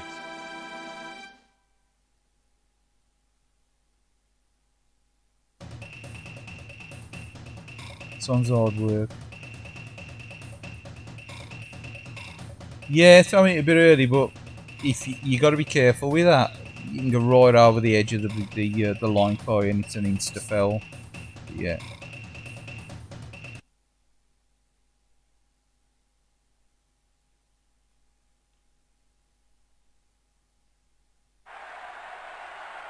Get set. I'm fairly happy with that. Taking off fails, so. I'm racing against the Afro man here, look.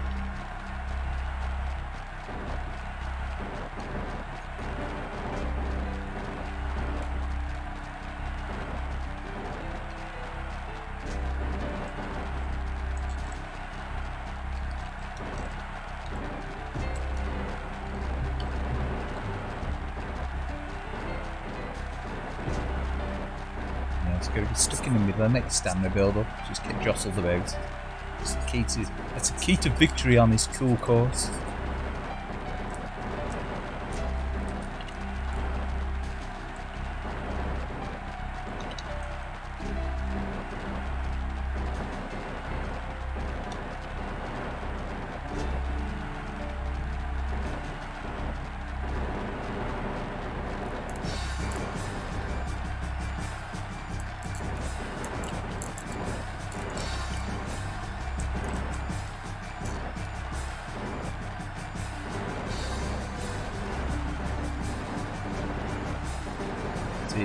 Let's play human pinball.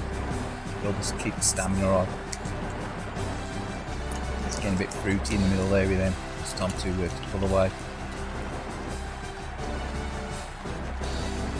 Burn off a bit, burn off some of the shredded wheat. Come on. Come to him here. Oh, David Thompson. Give us a boost.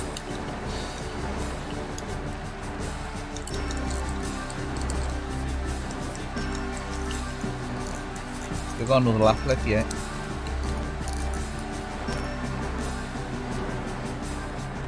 Empty the tank too soon. Come on.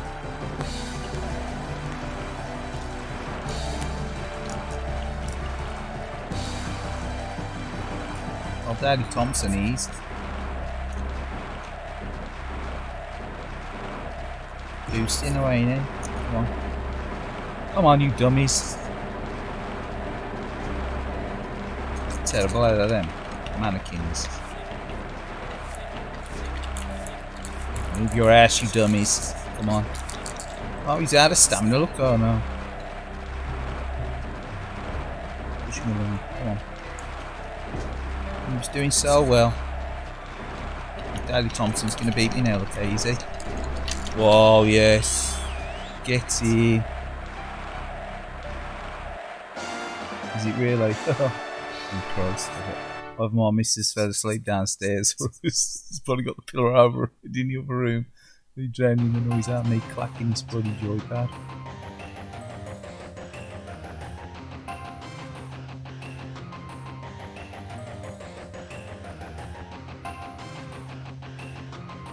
Yes, get in.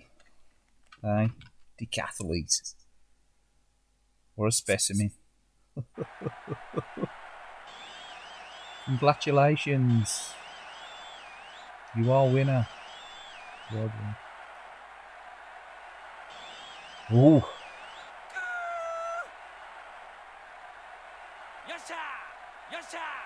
Yatta.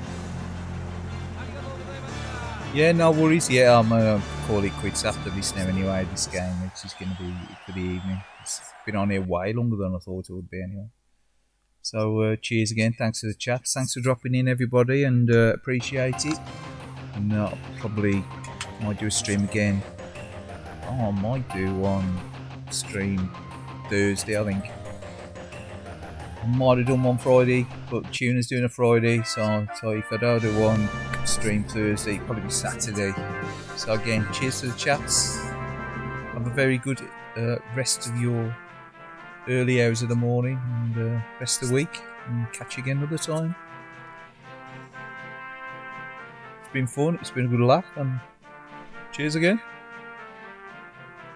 Cheers Jay, cheers Kinda Cool, cheers Johns, cheers everyone else in the chat earlier as well. Have a good one. peace out, and have a good week. What's left of it.